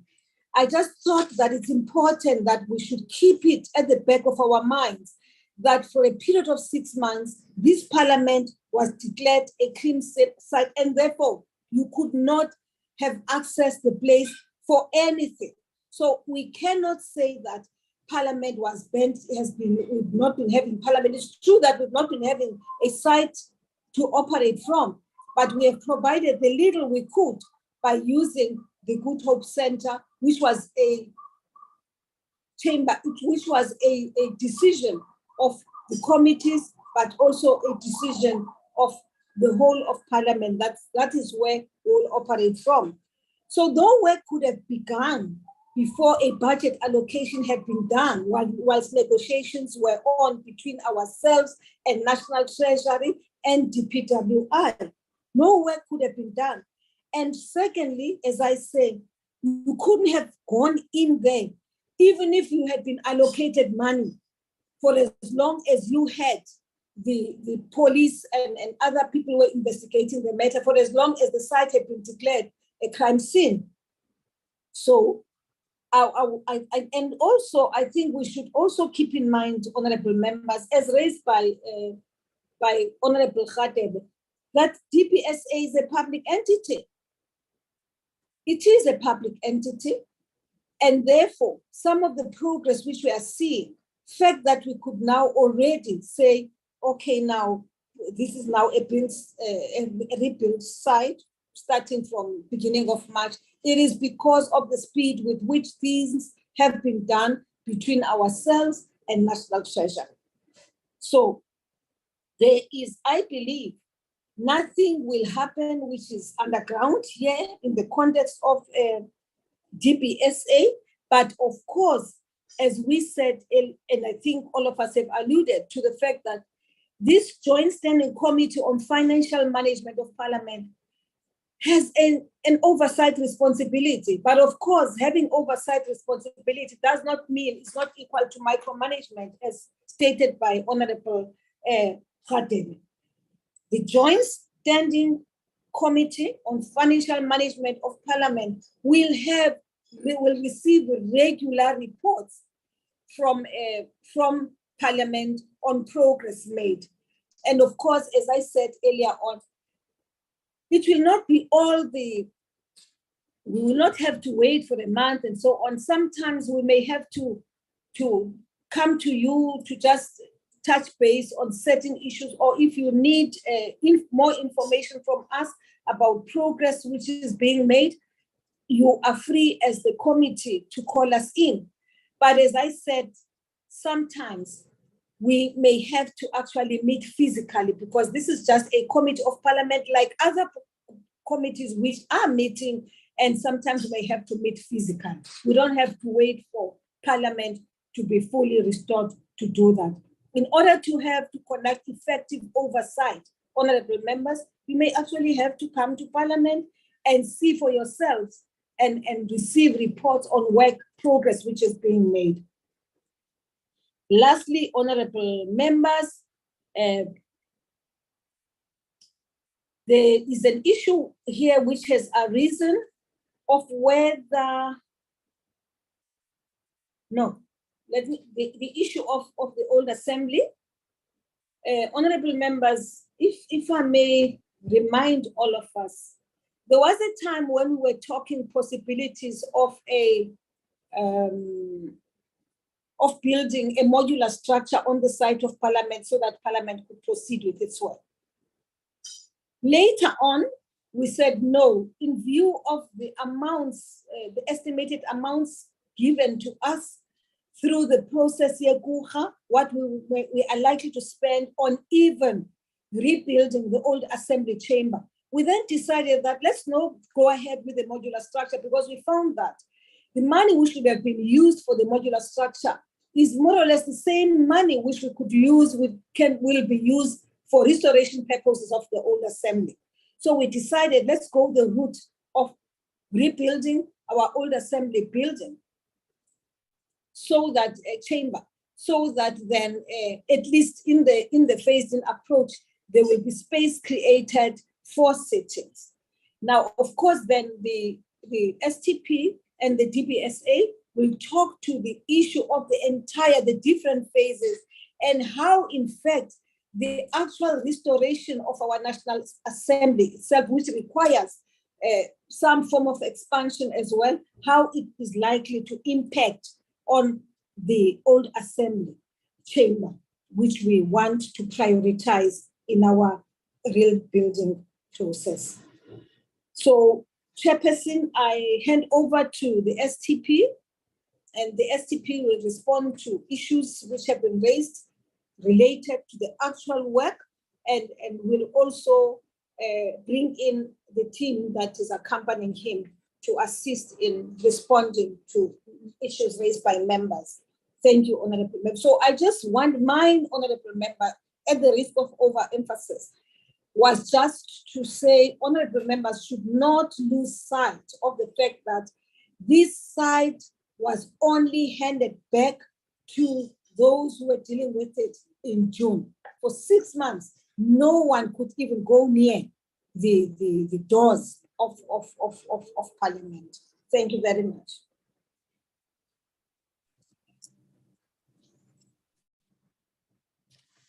Thank you very much, Honorable Chairpersons. We have about 10 questions to respond on these matters, and we will share to the extent necessary between ourselves and the implementation agent, and also maybe you'll have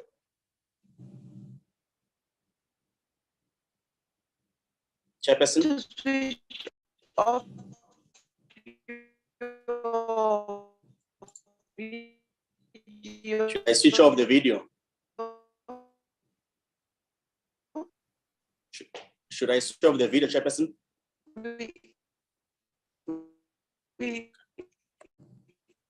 I've switched it off, Chairperson.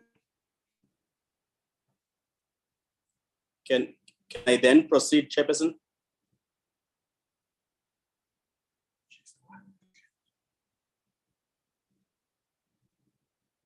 Can I proceed, Chairperson?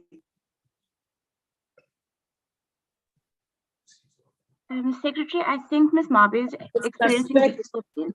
I suspect the chair has a problem with her network. Is the co-chair STP, and maybe I can proceed if the yeah, co-chair please is proceed. is allowing me. So thank you very much. Thank you very much, honorable members.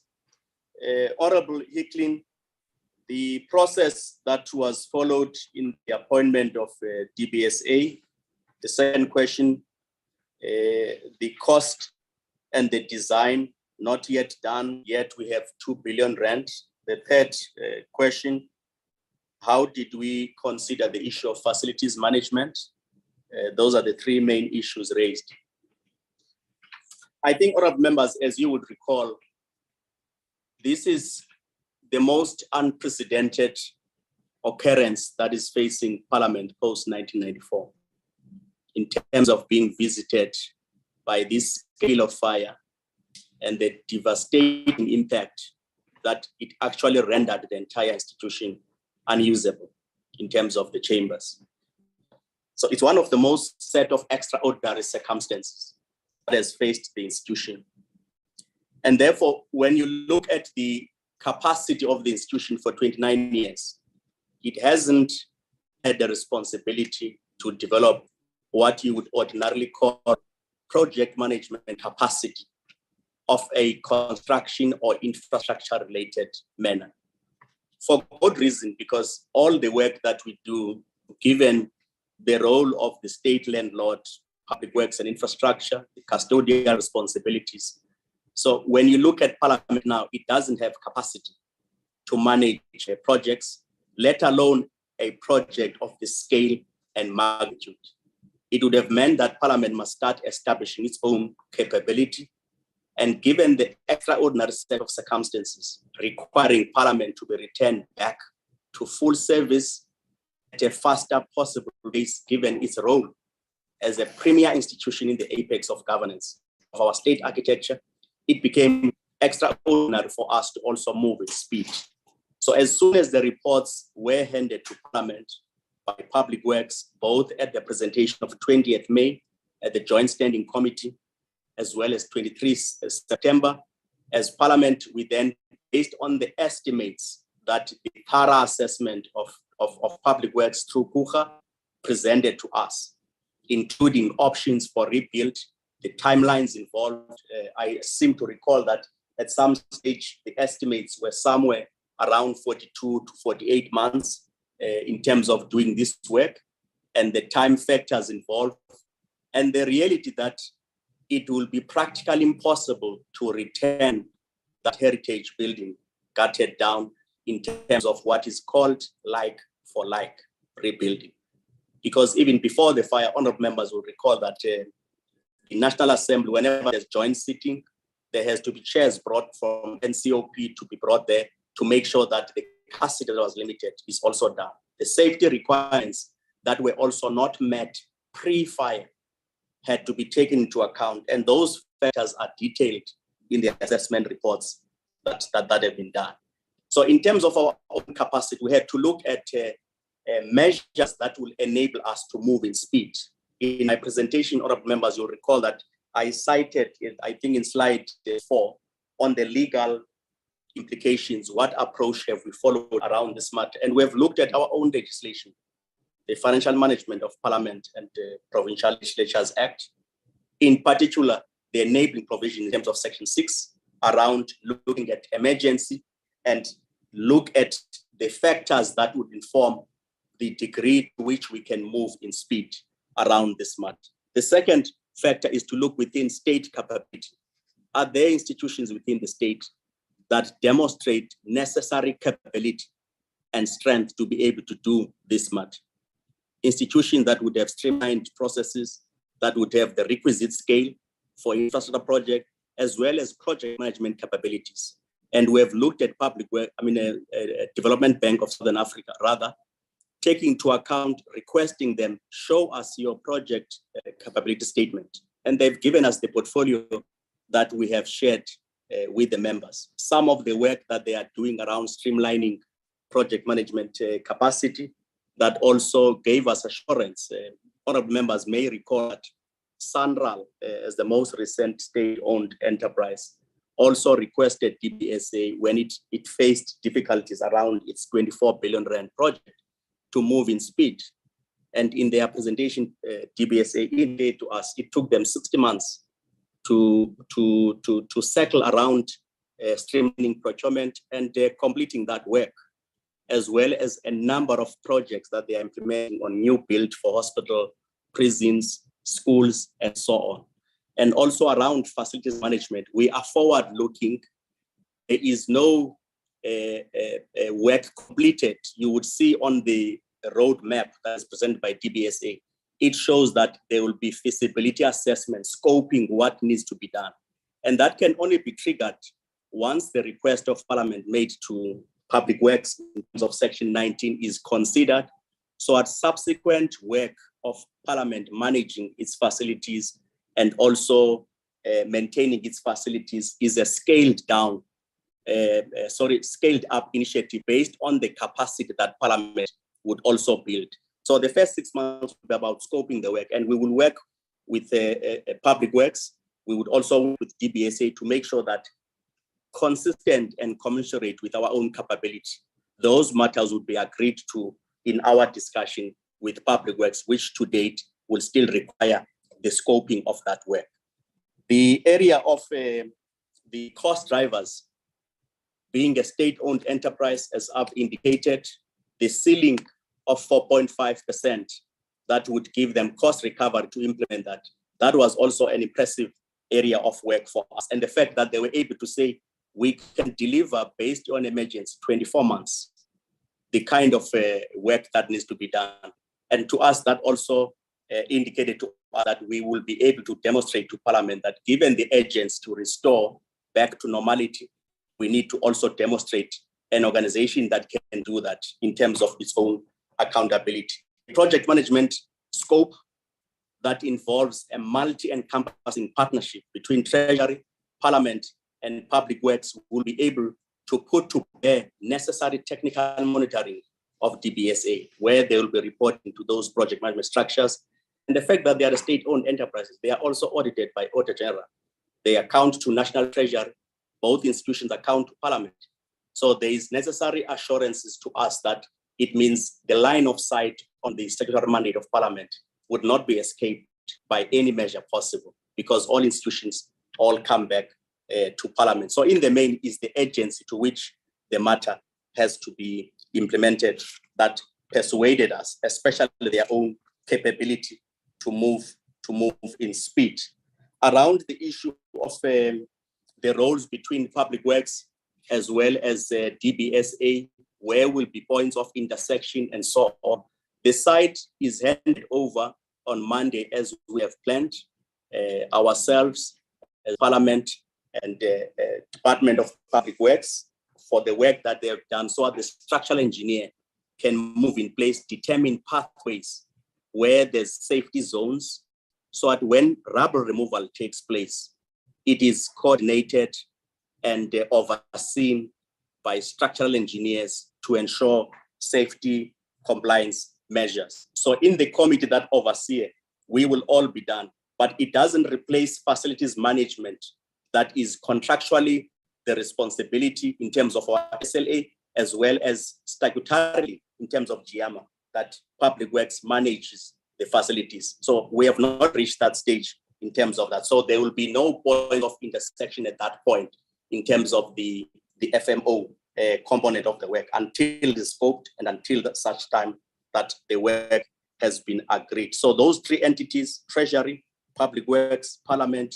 will be the main committee that receive regular implementation progress from the implementation agent for purposes of sign-off and for purposes of certifying reports, so that brought down payments on the side of Parliament can then be aligned to the project signed-off schedule. Honorable Broughty said, you raised the issue of the 8th floor to the 14th floor to be released. Why does it take long for Public Works? I wouldn't be able to respond on that. I'm sure Honorable Minister and Acting DG might respond. Safe to say that we have made requests to the Minister as a follow-up on Monday, and there's an indication that is assuring to us that the matter will be considered and would be looked at in terms of how it could be phased in, taking into account that there's tenants that are in those floors. So within the current contractual commitments of Public Works, they will be able to examine that and give guidance to us. Our wish is that if it is done speedily, it helps us to respond to the entirety of committee needs of Parliament, as well as additional 55 offices of members that we cannot assist at this point in time. In terms of the proper audit, we agree that the role of Auditor General of South Africa is very central on this matter in terms of auditing Parliament, how it will disperse and manage this fund allocated to Parliament. And secondly, focus on this special project so that regularly there is reports that will be going to the Joint Standing Committee in terms of its own role. So those are the matters that we will be taking into account. The safety concerns to be taken into account in terms of marble tiles, when trucks. I think the contractors that will be appointed as part of the brief, to the extent necessary to observe those safety measures and be advised on what needs to take into account. Project management teams would also, through their own meetings, Honorable Browder said, to ensure that these issues are conveyed and we are able to monitor this. Honorable Siwisa, why is Parliament not having project management to date? I think I've attempted to respond to that indeed we don't have it, and we have not been geared around managing construction-related work since at least post-1994 democracy in our country. So it's part of the work that we will also, around building our own capacity for facilities management, to start having at least a minimum of project management capacity, so that when we have to monitor future work, we also have our own requisite capacity. We will, however, as part of this project, ensure that there's a construction manager appointed by Parliament to make sure that anything that is signed off by a certified person qualified to do this work, so that when there's accountabilities, we also know that the person in charge of overseeing the site on behalf of Parliament, appointed by Parliament, is also central to monitoring the separation of responsibilities around sign-off. We will be able to look into that. Honorable Lagude, a tightening of security during the period, indeed, we'll be looking at those measures so that when there's work happening 24 hours, there's construction vehicles moving on site, part of the overall security plan of Parliament is to improve its own security management to make sure that to the extent possible, issues of safety vulnerabilities and security vulnerabilities are minimized. And we would ensure that happens. Also ensure that areas of safety during construction is taken into account. Indeed, would look at that. Honorable Mtlangwini, 42, why does it take 2 years to remove rubble? I think Madam Speaker has indicated the limitations that we have faced, that part of this needs to be linked to the actual work of handing over the site. The budget confirmations, as Honorable Khatib has indicated, only took place end of October. And we have been working tirelessly to make sure that we also move in speed in ensuring that there is capacity to implement this money. Will we need more money other than the 2 billion? This is an allocation that has been made by finance and is made on the basis of the report that was presented on detailed assessment. And that detailed assessment, honorable members, you will recall that it's also a constrained assessment in the sense that there is rubble in the building. At some stage, there was heavy water flooding that eventually was removed. Rubble is not yet removed. So construction technical people have made the assessment. And once rubble is moved out and the project scoping in terms of heritage requirements, as well as modifications that we need to make sure that the chamber is all encompassing in terms of capacity, may as well variable lead to higher cost, or may invariable result in containment within the 2 billion. That can only be confirmed when detailed designs in terms of work package number 3 outlined in the roadmap is actually confirmed by the agent, that this is what it will entail of the detailed design. And we will be able to report to the committee as regularly required to say this is the final detailed design. Its estimate in terms of costing is that it's going to cost 2 billion, or it's going to cost 1.4 billion, or it's going to cost 2.6 billion rand. It will not be discovered after the fact. We will bring to the committee and say, this is the stage where the detailed design is. These are the cost estimates that are consistent with the signed off design final model. So at Parliament is alive to that reality, even prior to the actual breaking ground around the whole work. So we will be able to account properly for every phase, honorable members. Honorable Kwahube, will the rebuild start on 4 December? Is it the start of all work or part of the work? As presented in the roadmap, this project would be running simultaneously, as indicated. The refurbishment of offices, the work package number 2, will be running simultaneously the start of the detailed design. So that DBSA is able to procure necessary capacities around this work, get professional teams to do that work. At the same time, once rubble is removed, the fencing of the roofing rather takes place. At the same time, the FM scoping takes place. So all of these will run concurrently. But we believe that once the detailed designs are done, it will enable the implementation agent to start calling for proposals around August, September, October. Hence the indicative outer date of 4 December to start the actual construction. So it's not the start of everything, but the actual work taking into account the need to go to a full procurement process to get the right contractors in place. How often should admin of Parliament report on progress? I think, honorable members, as determined in terms of the work program of the Joint Standing Committee, it meets quarterly, it receives quarterly performance reports of Parliament, quarterly financial. This project, given its scale and magnitude, we would also, with your guidance, ensure that we report at least quarterly. Where it is necessary to report less than a quarter, we will be guided by members in terms of the co-chairs, and we will be ready to report. The most ideal will be based on work packages so that there is progress reported against each expenditure. But it would not stop the committee to ask us at any given time to account in terms of ensuring full transparency for this work. Honorable Kaiso, you have indicated in terms of the motivation for DBSA as a heritage experienced organization and the cost recovery fees, as well as their massive infrastructure. Safe to indicate that even on facilities management, DBSA is currently in its portfolio as demonstrated there, having facilities management of the military hospital on behalf of Public Works, Agrival, I think DPSA building, union buildings, the Civitas, and in the provincial government for Public Works, Northwest building, the Gaborone building that they are also implementing. So gradually, they have also built capacity around facilities management so that we can achieve better scale and agility to respond timeously on this matter. So we are encouraged by that. Honorable Singh, how will the work be phased in and perhaps hand over the old assembly?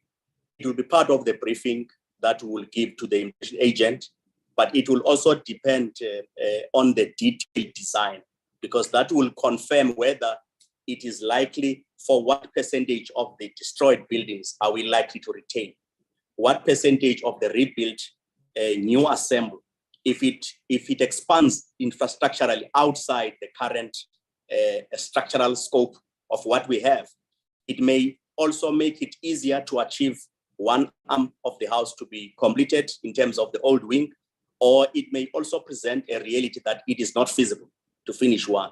But we will be living in the realm of speculation as management. If we were to say at this point, yes, we'll do that, we will ensure that when the detailed design comes, we come to our members and say, this is how the 3D design looks like. Is delivery phasing? It is possible to restore one component of the house before 2024, or it is not possible. That will be part of the architectural and detailed design outlook that we will report. But we also agree that to the extent possible, that must be considered. Will equipping of offices committees be done as part of this?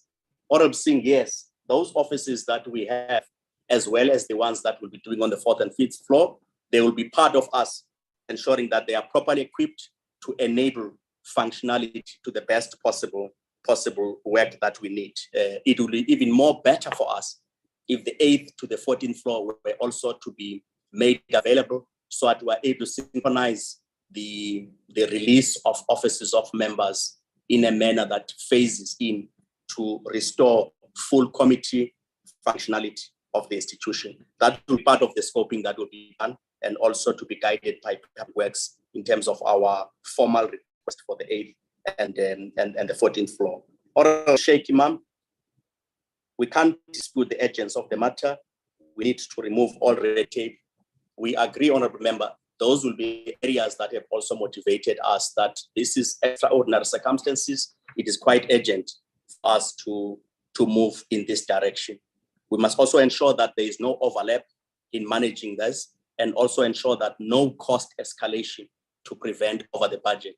Those matters, once the detailed design costing is done, and it is now finally signed off that this is a spec to build, it will also be requisite for us as management to make sure that working jointly with Public Works and Treasury as the main key role players, those matters are strictly monitored, except in instances where there's exceptional justification, which is permissible in the construction work environment. And those would also be subject to proper auditing at the time that the situation shall have arisen. We hope it doesn't arise, but it does happen in the construction work that there might be overruns within the realm of the project management implications. Honorable Khadebe, appreciating the work done, the issue of offices is also important. Committee to do the monitoring quarterly in terms of an extension of the house. I think you have made the comment around that. And those are the main areas I've captured, Honorable Chairperson, Honorable Members. I'm not sure on the side of Public Works, maybe the Honorable Minister or the DG, there may be certain aspects they may want to take, and through you, I'm heading over. Thank you, Chair.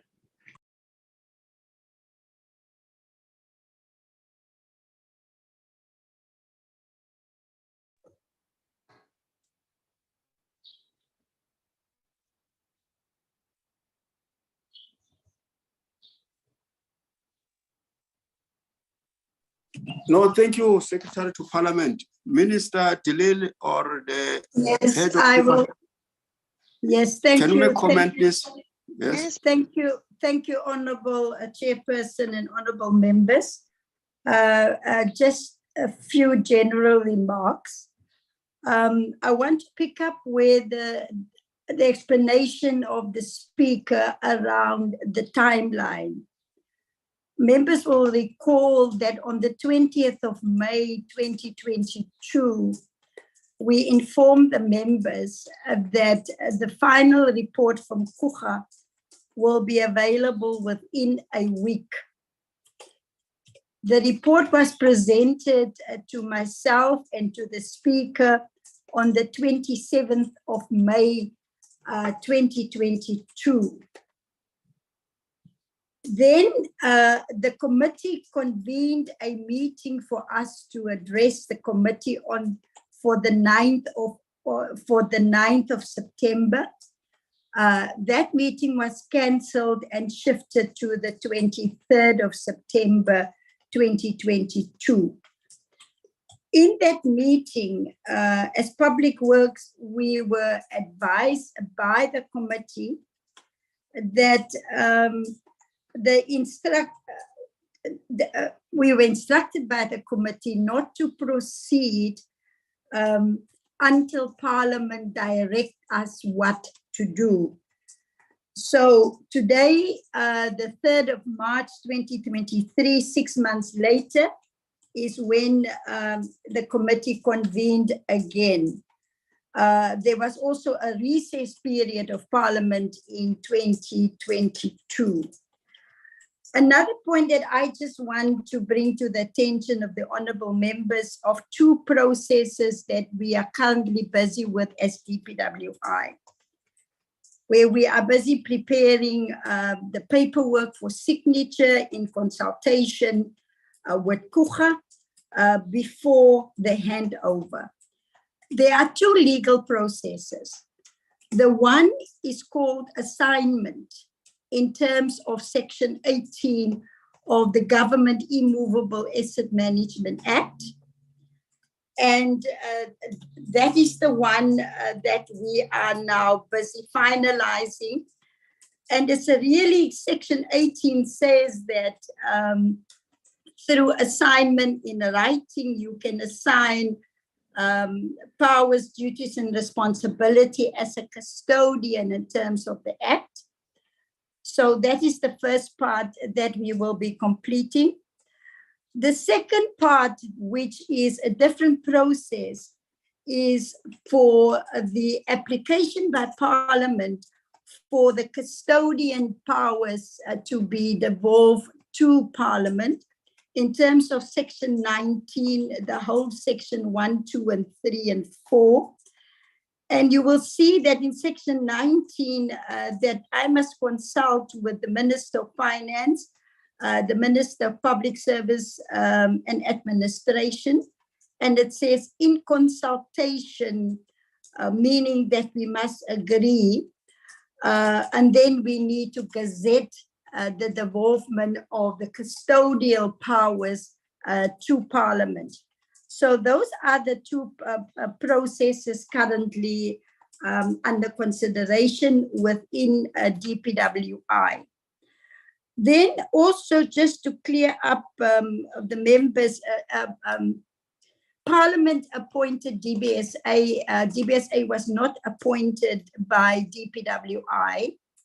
DPWI, in terms of our own internal processes, appointed Kucha for the work that they have done. So I just wanted to clear that also. In terms of the offices on 90 Plain Street, floors 8 to 14, this request has come from Parliament before. And then yesterday, the regional officials of DPWI, accompanied by officials from Parliament and my office, conducted an audit and a walkabout on the floors yesterday morning. And from what we can see, that the space is not being utilized optimally. The Deeds Office is located in 90 Plain Street in the building. They are also busy with a needs analysis so that we can see exactly how many staff they have and how much space they need. But in principle, they have agreed to move subject to DPWI finding them another premise according to their needs. And this will help in the process of finding alternative office accommodation for Parliament. From the look of the building, it is mostly office space. I don't think some of the offices are big enough for committee rooms, but that is something that we can work with Parliament on. Because the Deeds Office is accountable and responsible to Minister Dadisa, Parliament has also advised that they will also call a meeting with Minister Dadisa to speak about the way forward and for the need for Parliament to use those floors.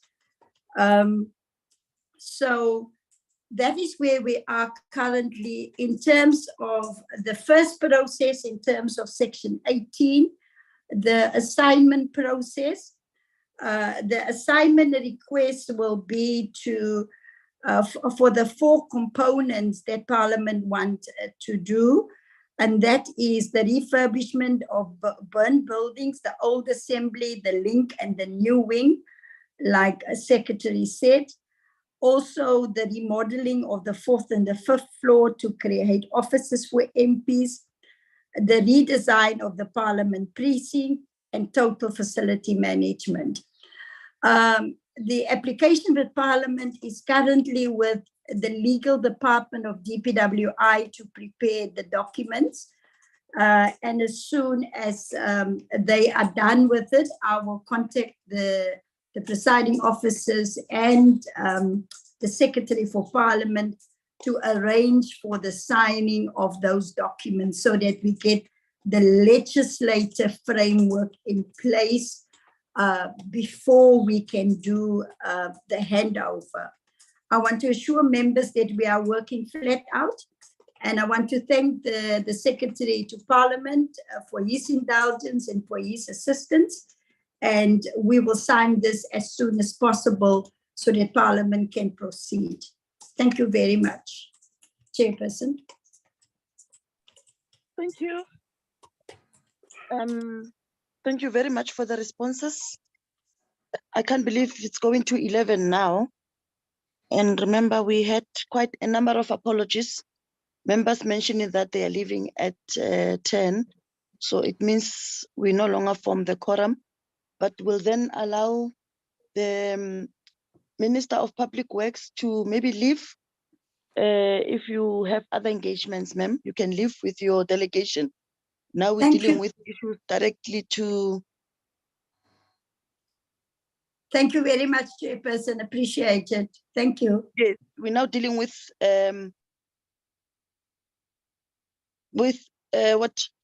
items related directly to the committee. I see now the presentation says that the Secretary to Parliament will take us through the item. Mr. George, are you in a position to do that? We are now dealing with the second item, which is Parliament's performance in the third quarter of 2022-2023. Thank you very much, Honorable Chairperson. This is our Q3 report that is essentially covering the 4th year of our 5-year term since 2019. It is part of the work that as we start the 5th leg of our 5-year strategy, it will then deliver Parliament to the close-up of the term of the 6th Parliament. Honorable members would recall that at the first instance that I had a privilege to interact with the committee, we did indicate that at this point, Parliament for the longest period has only been focusing on one element around service to members, a very crucial element, but reflecting generally satisfaction of members in terms of the work we do as Parliament, looking at about 5 dimensions in terms of client satisfaction. I also indicated in July and September that we would like to start shifting a gear.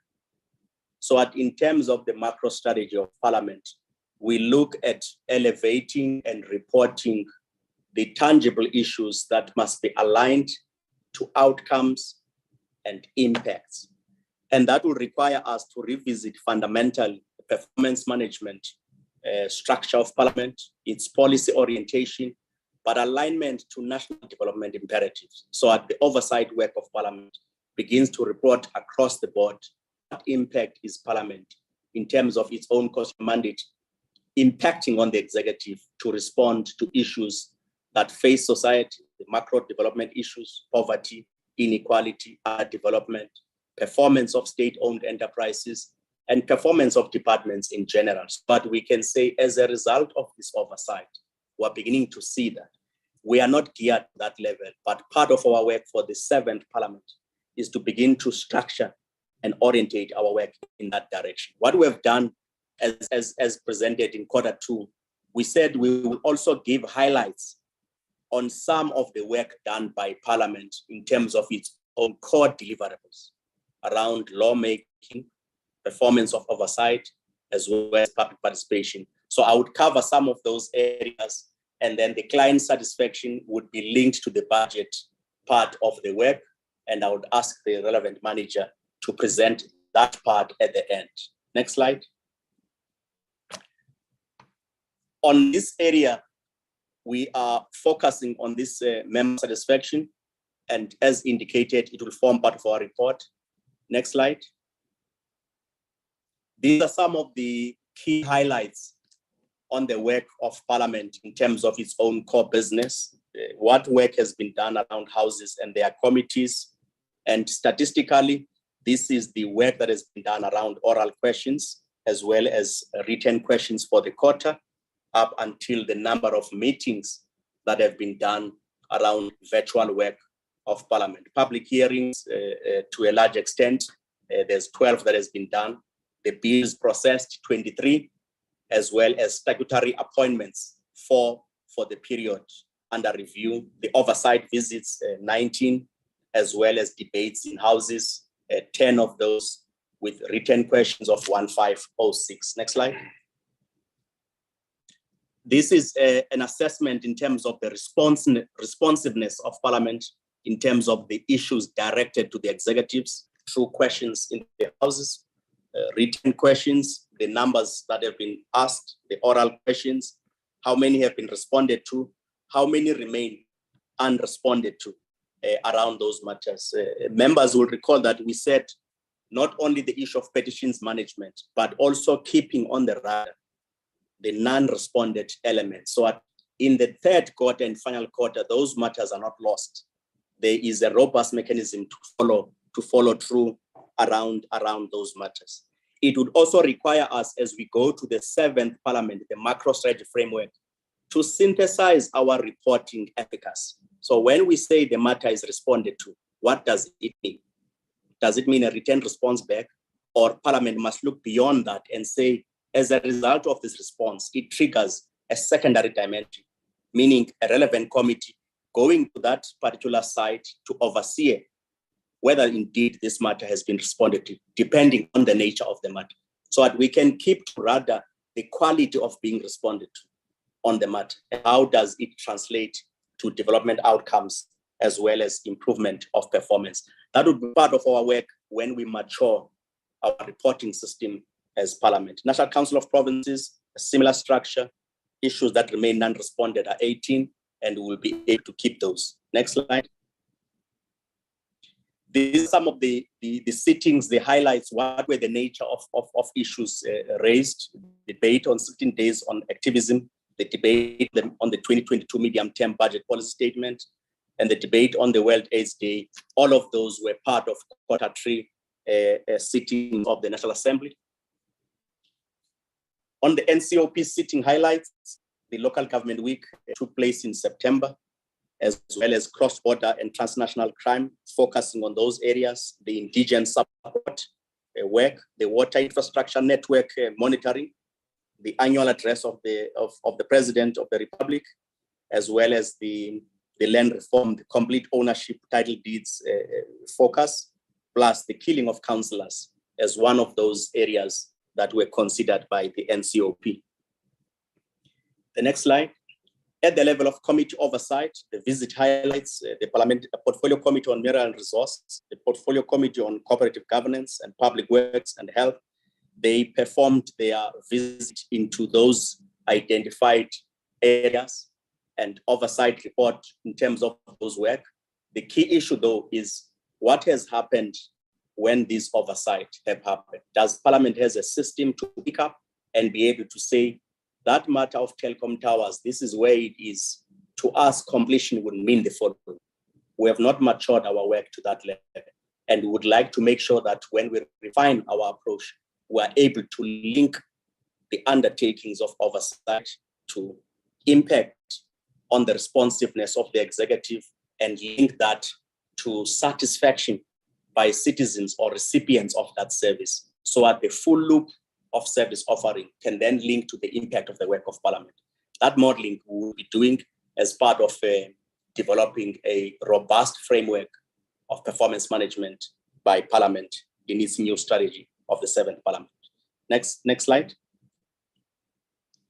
Around the Parliamentary Portfolio Committee, rather, on Defense, Portfolio Committee on Agriculture, Environment, as well as Mineral Resources. These are the areas that have been visited. The same principle applied. What happens to that? How does it link? What happens when the NCOP takes Parliament to the people? Is it able to account back to a member of the public about the impact of its work around that area? That will be part of us strengthening our work. Next slide. On the bills considered by the National Assembly, these are some of the bills that have been processed as part of the committee work for this period, right up until consideration by the House on all those bills. Next slide. At the level of NCOP, these are some of the bills that have been considered for the period under review. Next slide. Around public participation mandate of Parliament, we are beginning to see an increase around this area of work, issues that would have been interesting to society, the followership around all these social platforms, and also the growth of Parliament's own website as Parliament's own TV in terms of the growth of the website. And we intend synthesizing these matters going forward. So it is not only the numbers, numerically, 186. What were the issues that show a spike that defines what society is interested when Parliament looks at? What draws people to go back to YouTube and have 717 views? How does it relate to the work of committees, and what is the meaning of that in terms of educational impact, as well as interest in terms of our own communication strategy as Parliament? We haven't yet done the synthesis. We only have the numbers. But as part of our work, it should be about synthesizing these so that there's a feedback to committees to say, these are the issues being followed. These ones were just events of instance, but others are more interesting for members to go to this. This will be part of our communications unit of Parliament, deepening its approach so that better insights are given to members in terms of the impact of their work in serving society. The next slide.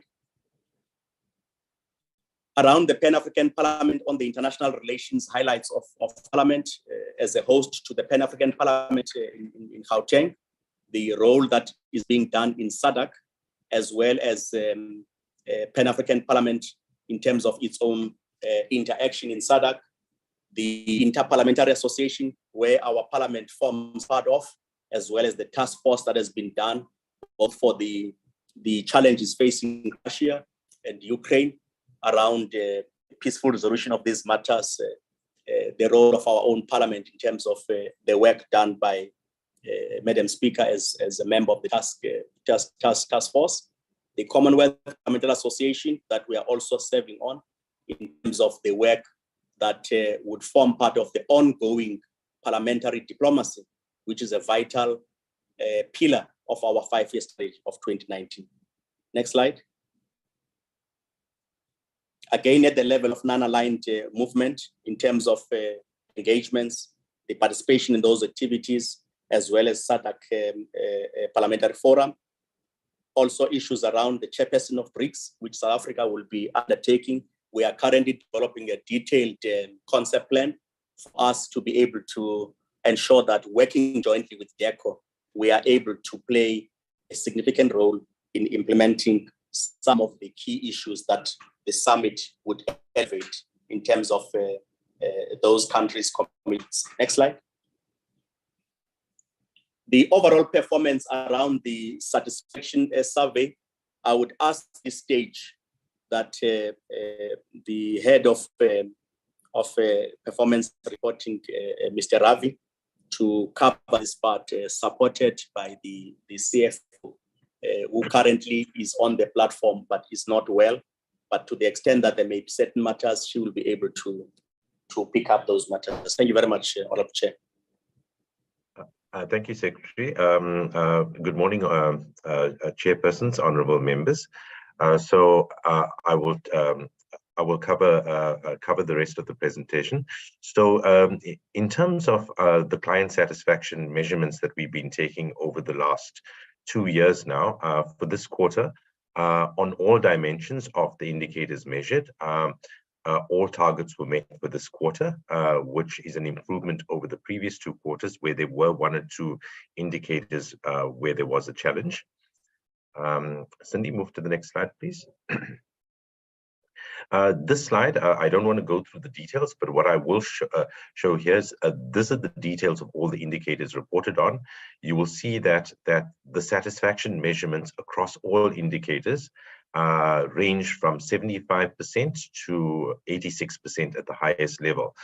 Since targets were set at 75% or above, that accounts for all the greens that we saw. Next slide, Cindy. Okay, so this is telling us nothing new. All 12 indicators met their target. Then in terms of the budget allocation, the only important thing to note here is that the Budget allocation for the third quarter was 762 million, and the slide is showing the breakdown thereof amongst the different economic classifications amongst the different programs. Next slide, please. Now this is also showing that same budget allocation, just broken up according to economic classification rather than program of Parliament. Next slide, Cindy. Then in terms of this, what it's showing here is that it's giving the budget breakdown numbers per program, and there's nothing odd to report here. All spending was between 92 and 99% of the total budget allocation for the quarter.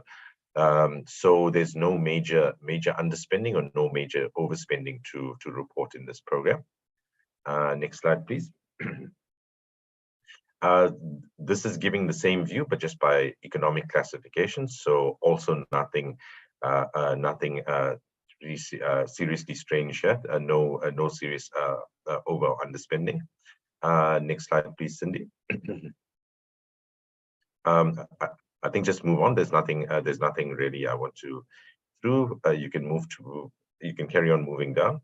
Okay, now in terms of the various programs, so like I reported before, all indicators met their target. So in program 1, there were 2 indicators, both of which met their target. There were no issues in program 1, the administration. Next slide, Cindy. You can move to the next one. I already, this is just showing the detail. Okay, in this, as already indicated in this program, there was no major underspending or overspending. This is just giving a breakdown of the various offices that comprise program 1 administration. You can move on to the next slide. I think go further, Cindy, to the program 2. Yeah, you can move to program 2. I think there's nothing major I want to report here. These are just giving the details of the various offices.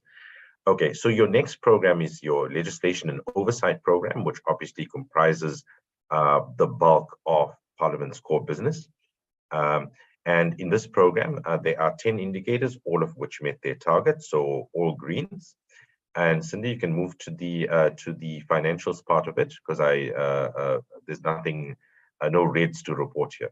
Okay, so this basically, in terms of the finances, are showing how the budget is broken up amongst the various different divisions of the legislative and oversight program, from the National Assembly, NCOP tables, and your various areas.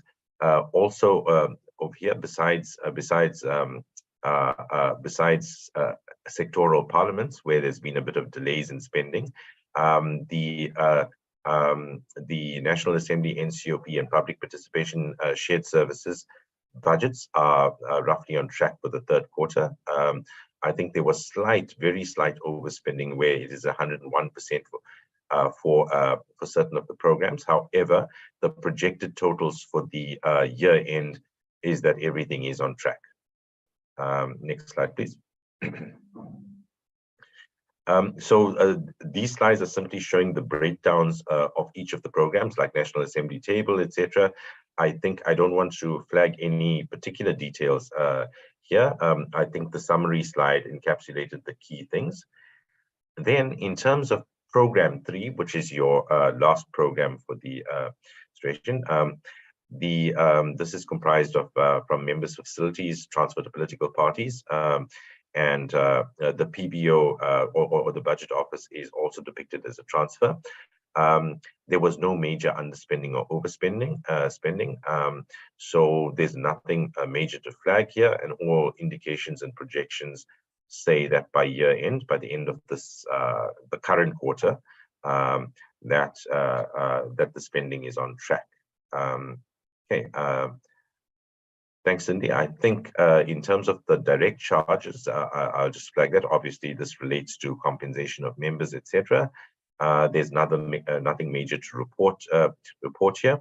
However, I think we've raised before this there is the way National Treasury allocates funds, about 32 million, which is maybe projected as an overspend. However, as usual, we always recover that against the against the national revenue. Since it's a direct charge against the National Revenue Fund, it is refunded by National Treasury to us, and it has happened a single year. So it's nothing strange. It's just that at some point in time, National Treasury does need to do the baseline adjustment properly, so that we don't always have to recover this process. Honorable members, Chairperson, I think I'm done with the presentation. So obviously, I'll pass it back to you, Chairperson, unless Secretary of Parliament wants to raise any other matter that I may have forgotten. Thank you. Thank you. Mr. George, is there anything that you would want to raise? No, not at this point, Honorable Chairperson. Okay, thank you very much. We welcome the report. I will then invite members for comments, questions, and recommendations. The platform is open, members, for engagement.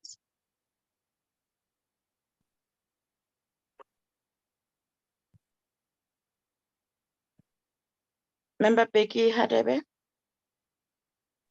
No, thank you, Chairperson.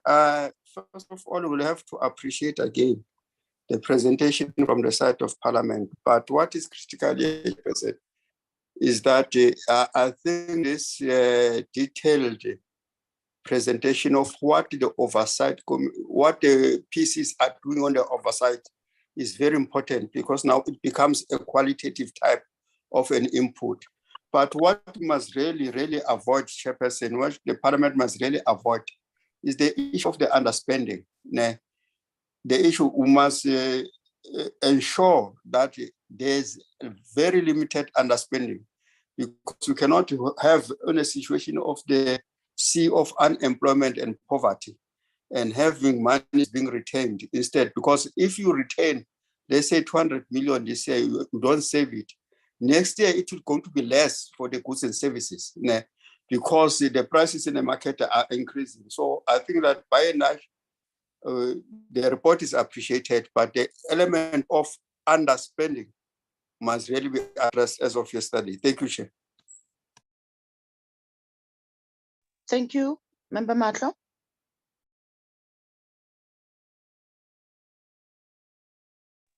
Chairperson, thank you very much. Let me request to switch off my video. The connection is not too good. My questions, Chairperson, with due respect, will be based on the annual performance plan of the management, the Finance Management Committee of Finance Management Parliament. The first question that one will want to understand, Chair, with due respect, is that although I might be I might have missed it when they present, because I couldn't get those that I'm going to ask is the things that I did not manage to get them clearly, though they have been presented. But also, I would like, before I start, I would like to appreciate the report and the hard work that is done by our officials in Parliament, led by our Speaker, Chair, and also the Secretary. What steps, my first question will be that what steps will be taken to centralize resources and funding for parliamentarians' capacity building programs? I didn't get it as they present. Maybe somewhere there I missed it.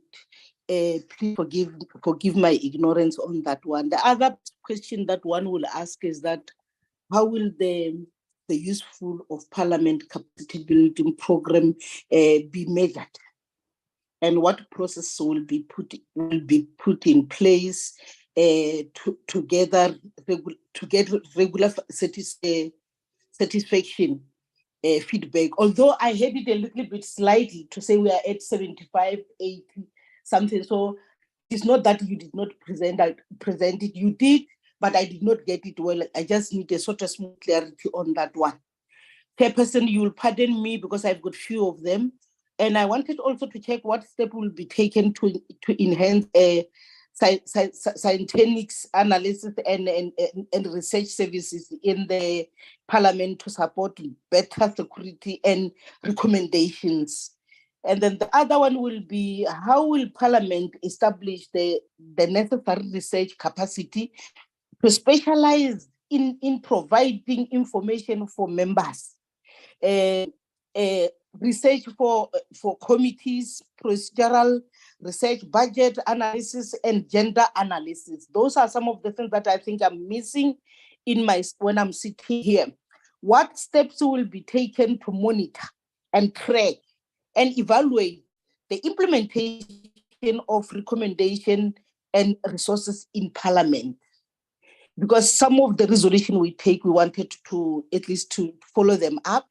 What institutional standard and quality management processes will be introduced to ensure that quality and objective information services is there? I just wanted also to get information on that. The other one will be what steps will be taken to implement visual public meetings? Because I agree we are now having a problem. We don't go to public as usual, but I think we are getting there. I can see now committees are starting to go out, but I just wanted to check what is it that we are going to deal with regard to the petitions, broaden cooperation with the partners and stakeholders, including the legislature sector, government, community, and organization and institutions out there. The last one on my side, how will the Parliament service improve coordination and cooperation amongst the role players in public participation, including the use of more official languages, broadcasting on the radio stations? Like, you see, I'm coming from Bochum in rural areas. We do have some radio stations there, but we just wanted to know now, how are we going to make sure that the social media and mobile technology and external network reach the public as we wish?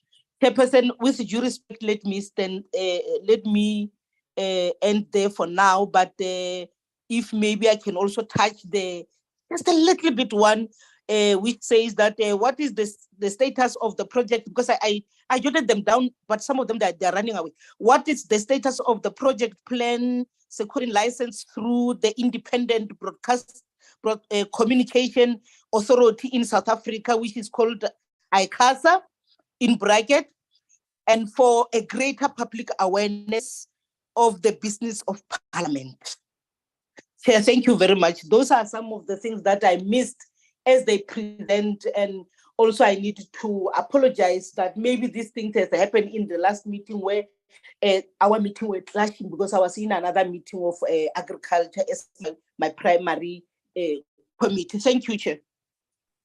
Member Klaiso, thank you very much. Member Mato. Yes, thank you very much, Chair. Chair, I just want to go back as to that slide, which has number of answers, number of bills, number of oversight visits. There is something that I want to ask there, because it's to me it's very important. I just wish that slide can come back a bit.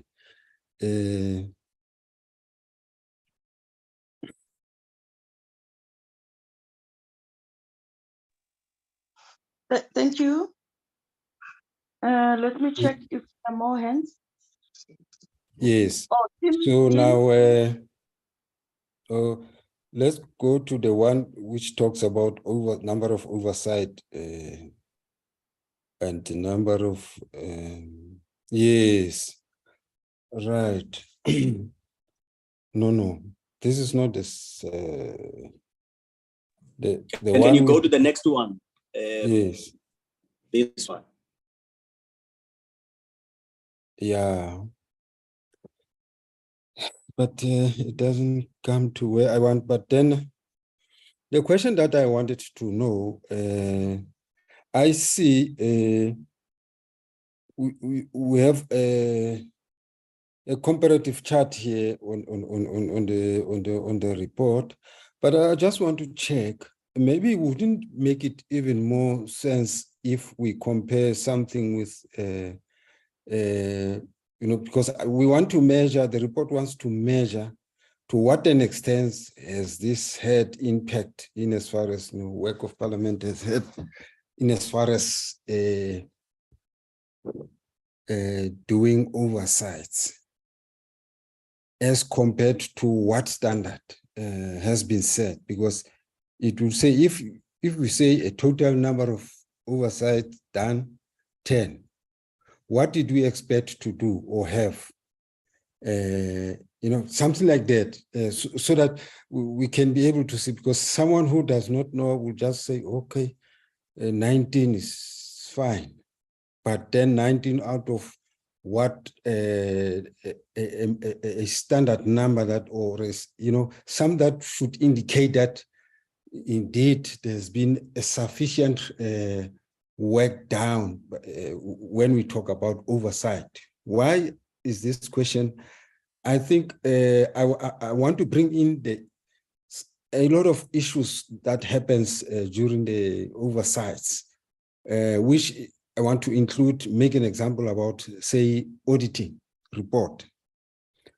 If you read auditors AG's report, for instance, you want to look at oversight performance of the Parliament.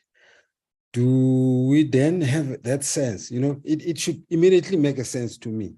So I'm just trying to think abroad, that it should be able to see we're comparing what here. It shouldn't just be maybe just oversight 20 and then we keep quiet. But then if we say oversight 20, it was out of what of the bills, of the oversight visit? What was the standard? So I just wanted to frame a question. I'm not sure whether I make myself very clear on this question, because I seem to have a problem where we say oversight 19. So, but we don't know what then, out of what informed the 19, out of how many, or did we expect? And the second one was, what was it? The second one, Chair, was on the, otherwise, one would appreciate the report. Indeed, it does go into detail as to the progress that has been made under the period under review. Thank you.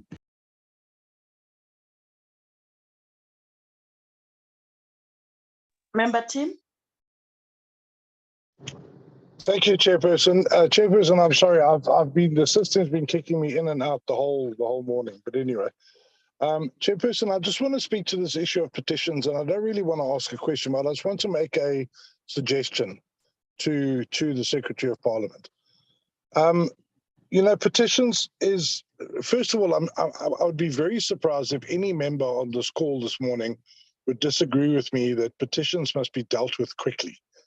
Petitions are normally compiled by us when we're in the field and it's reported to us an urgent problem, a lack of electricity, a lack of water for an extended period of time, but it's normally an emergency in the community.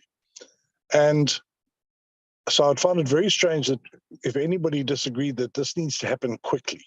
So I just want to know make a suggestion to the STP that why don't we just put a protocol in place that from the time a member serves a petition on either the chairperson of the NCOP or on the speaker of the NA, that within 1 week, I would say 1 week, it gets referred officially to the committee.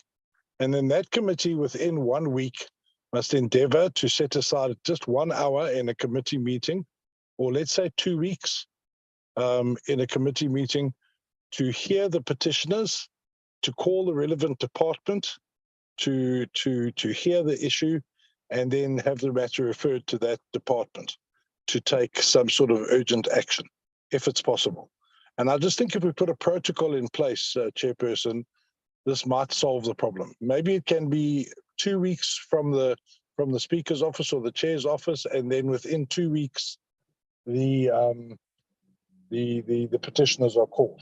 So in other words, from the day of submitting a petition, within 1 month, let's say within 1 month, at the longest, it should appear in front of the petitions committee, either in the NCOP or in the NA. And I just want to put forward that idea that we have a strict protocol, that it must happen like that.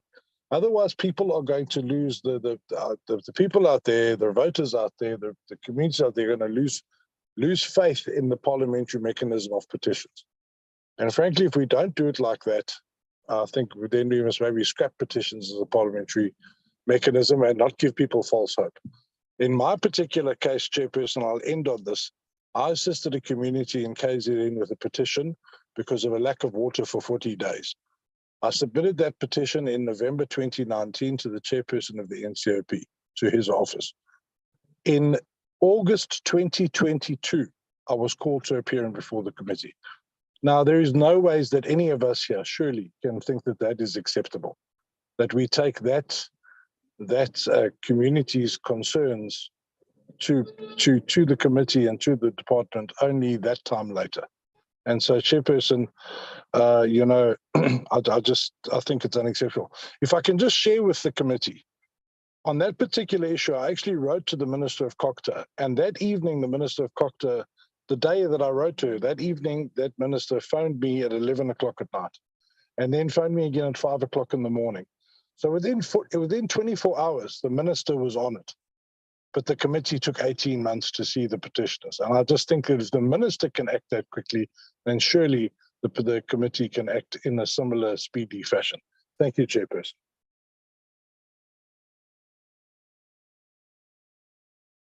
Thank you. My interest will be around the your partnership with DERCO in hosting BRICS. I think that was just said in passing, but I do have interest because I feel that you know, there's no hype.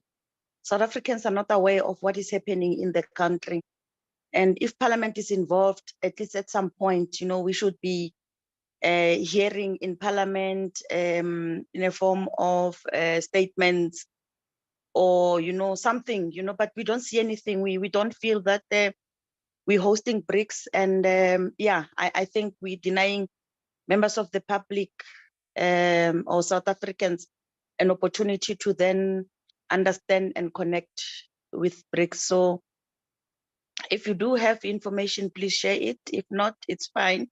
It's something that I would want maybe to take up as a chairperson and also understand the role that Parliament is playing. Thank you very much. Let me check if there are any more hands. No?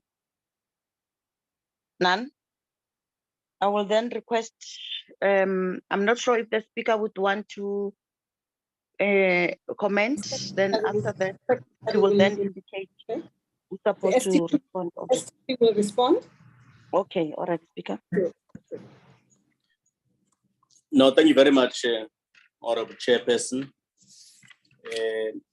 Earlier on, Madam Speaker indicated that we have had a successful strat plan, and that focus was about us reviewing the strategic framework of Parliament, look at the progress since 2019. And the ultimate intention was for us to shape the strategy driver for the 7th Parliament. What are the issues that needs to be framed and in what form?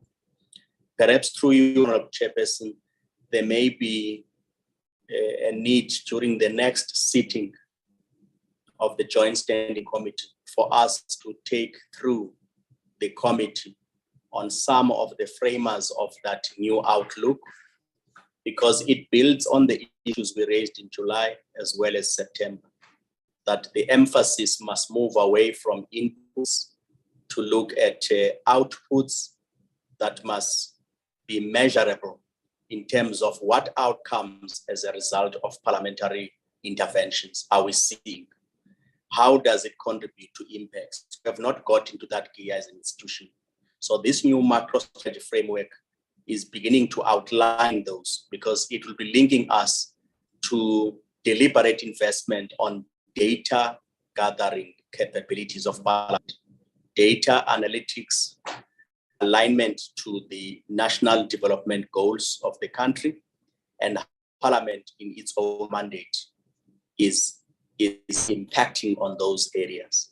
So the details around how we will measure when we say there is 19 visits to oversight, and the answer says how many questions of oral or written were responded to. What is the meaning of Parliament that it says it's a response? Is it a response because we have received a letter back from the ministry? Is it a response only to the degree to which it aligns to what Parliament's recommendations were meant to achieve around that matter? Is it taken off the basket of Parliament's monitoring, or is kept alive until the impact is achieved? Those will be part of the qualitative shift that we need to invest deliberately in our strategic framework, and then embed systems in the organization, so that when we come to the Joint Standing Committee or the work of any committees or outcomes plenary, we are able to track through the contributions towards impact. So maybe through that presentation, Chairperson, members will then be able to guide us quite qualitatively to build our capacity towards that shift. On the area of the management of prevention and avoiding under expenditure, as alluded to by Honorable Khadebe, it is one area that we are monitoring, and we will be able to ensure that where there are any limitations that we're experiencing, we are able to ramp up that expenditure in this last leg of our financial year, given that we have reported up to December. So January, February, March is one of the focus areas by the end of this month. Some of those areas where we need to achieve higher levels of spending, we improve our capacity in that regard. Honorable Marshall, on steps taken to centralize capacity building of members. We currently have capacity building under the member support services and also under legislative sector support, where there is a parliamentary institute that has been launched in 2021. And these are some of the areas we'll be looking at to make sure that we are able to measure the support of members, the growth of members in terms of their capacity, but generally to make sure that there's overall improvement on how members must be able to be empowered to discharge their responsibilities. So part of the review that we are doing is about looking at those matters so that we can be able to report properly and track the impact that is being done around the work of members. So the Institute will be very central in driving those quality systems. Honorable Kaiso, agreeing with the point that I've raised earlier on, to say when the matters come from NCOP or National Assembly or visit, that rests squarely on the improvements we need to effect on the qualitative shift.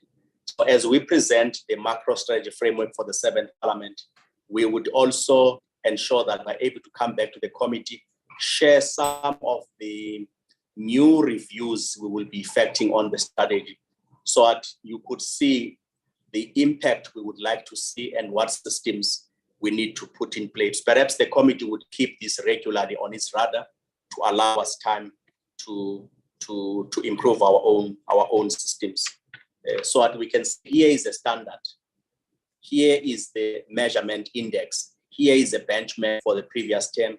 This is what we expect the response should be receiving a merit of it's effectively responded to. Honorable Proud said, you have been very consistent on this matter of petition systems. How do we set standards? How do we set protocol? Perhaps through you, Honorable Chairperson, it may be necessary that amongst other things, as we continue presenting, we give a particular focus on this matter because it has been a pain point for quite some time. Maybe with your permission, when we review this work as management, you dedicate a special focus by the Joint Standing Committee, where we are able to say, this is the thinking we want to infuse on this matter. This is the modeling we are doing. Are we on the right track? So are there standards around what needs to be done by any committee when a petition lands in Parliament, what timeframes we set, and how do we make sure that the tracking system is fairly robust? Perhaps part of it could be the opportunity to dedicate a special focus, whether it is a workshopping model or it's a formal sitting. We will be guided by the Honorable Committee through you, chairpersons. Honorable Mabe, around the sharing of the BRICS report, we will be able to share the information in terms of the BRICS concept. I was looking at the platform now, the head of internal relations, I don't see him on the platform unless he is connected using another gadget. But there's work that we are doing, and we will be able to share that information through your guidance in terms of the concept or any other focus that is there. If he's connected, maybe he can respond, Mr. Sitole, around how we will share the information with the committee on the BRICS hosting Parliament. Any updates you can give now? Through your chairperson, I'll ask you. Thanks. Thank you, SPP. Thank you, Chairperson. Thank you, members of Parliament. We are indeed working very hard on the issue around hosting. We are currently developing a concept document that will be linked to what the presidency as the current chairperson of 2023 of this parliamentary forum. We are working on that. We have synced up. We are finalizing our arrangement with the Research Council. We have lined up a number of activities that we want to do during our chairpersonship, including, of course, engaging external stakeholders, academia, ordinary people in different seminars, different activities. As soon as we conclude the concept document, we will present it to the presiding officers for approval, and then we'll be able to organize all the events, building to a parliamentary forum of BRICS. And I can say, with your permission, SPP, that the thinking around ourselves and is dependent on the approval once the concept document is done. But our thinking has been that the parliamentary forum of BRICS has been meeting on the sidelines of the IPU, and we are thinking that under our leadership, we were going to propose in our document that the South Africa consider hosting those parliaments here and consider even the engagement of those that have applied for membership, depending as to how we cooperate. So there is work that has been done, and indeed, once the document is completed, submit yourself and to the presiding officers for final approval, and then once it's approved, then we can hit the ground running. Thank you, SPP.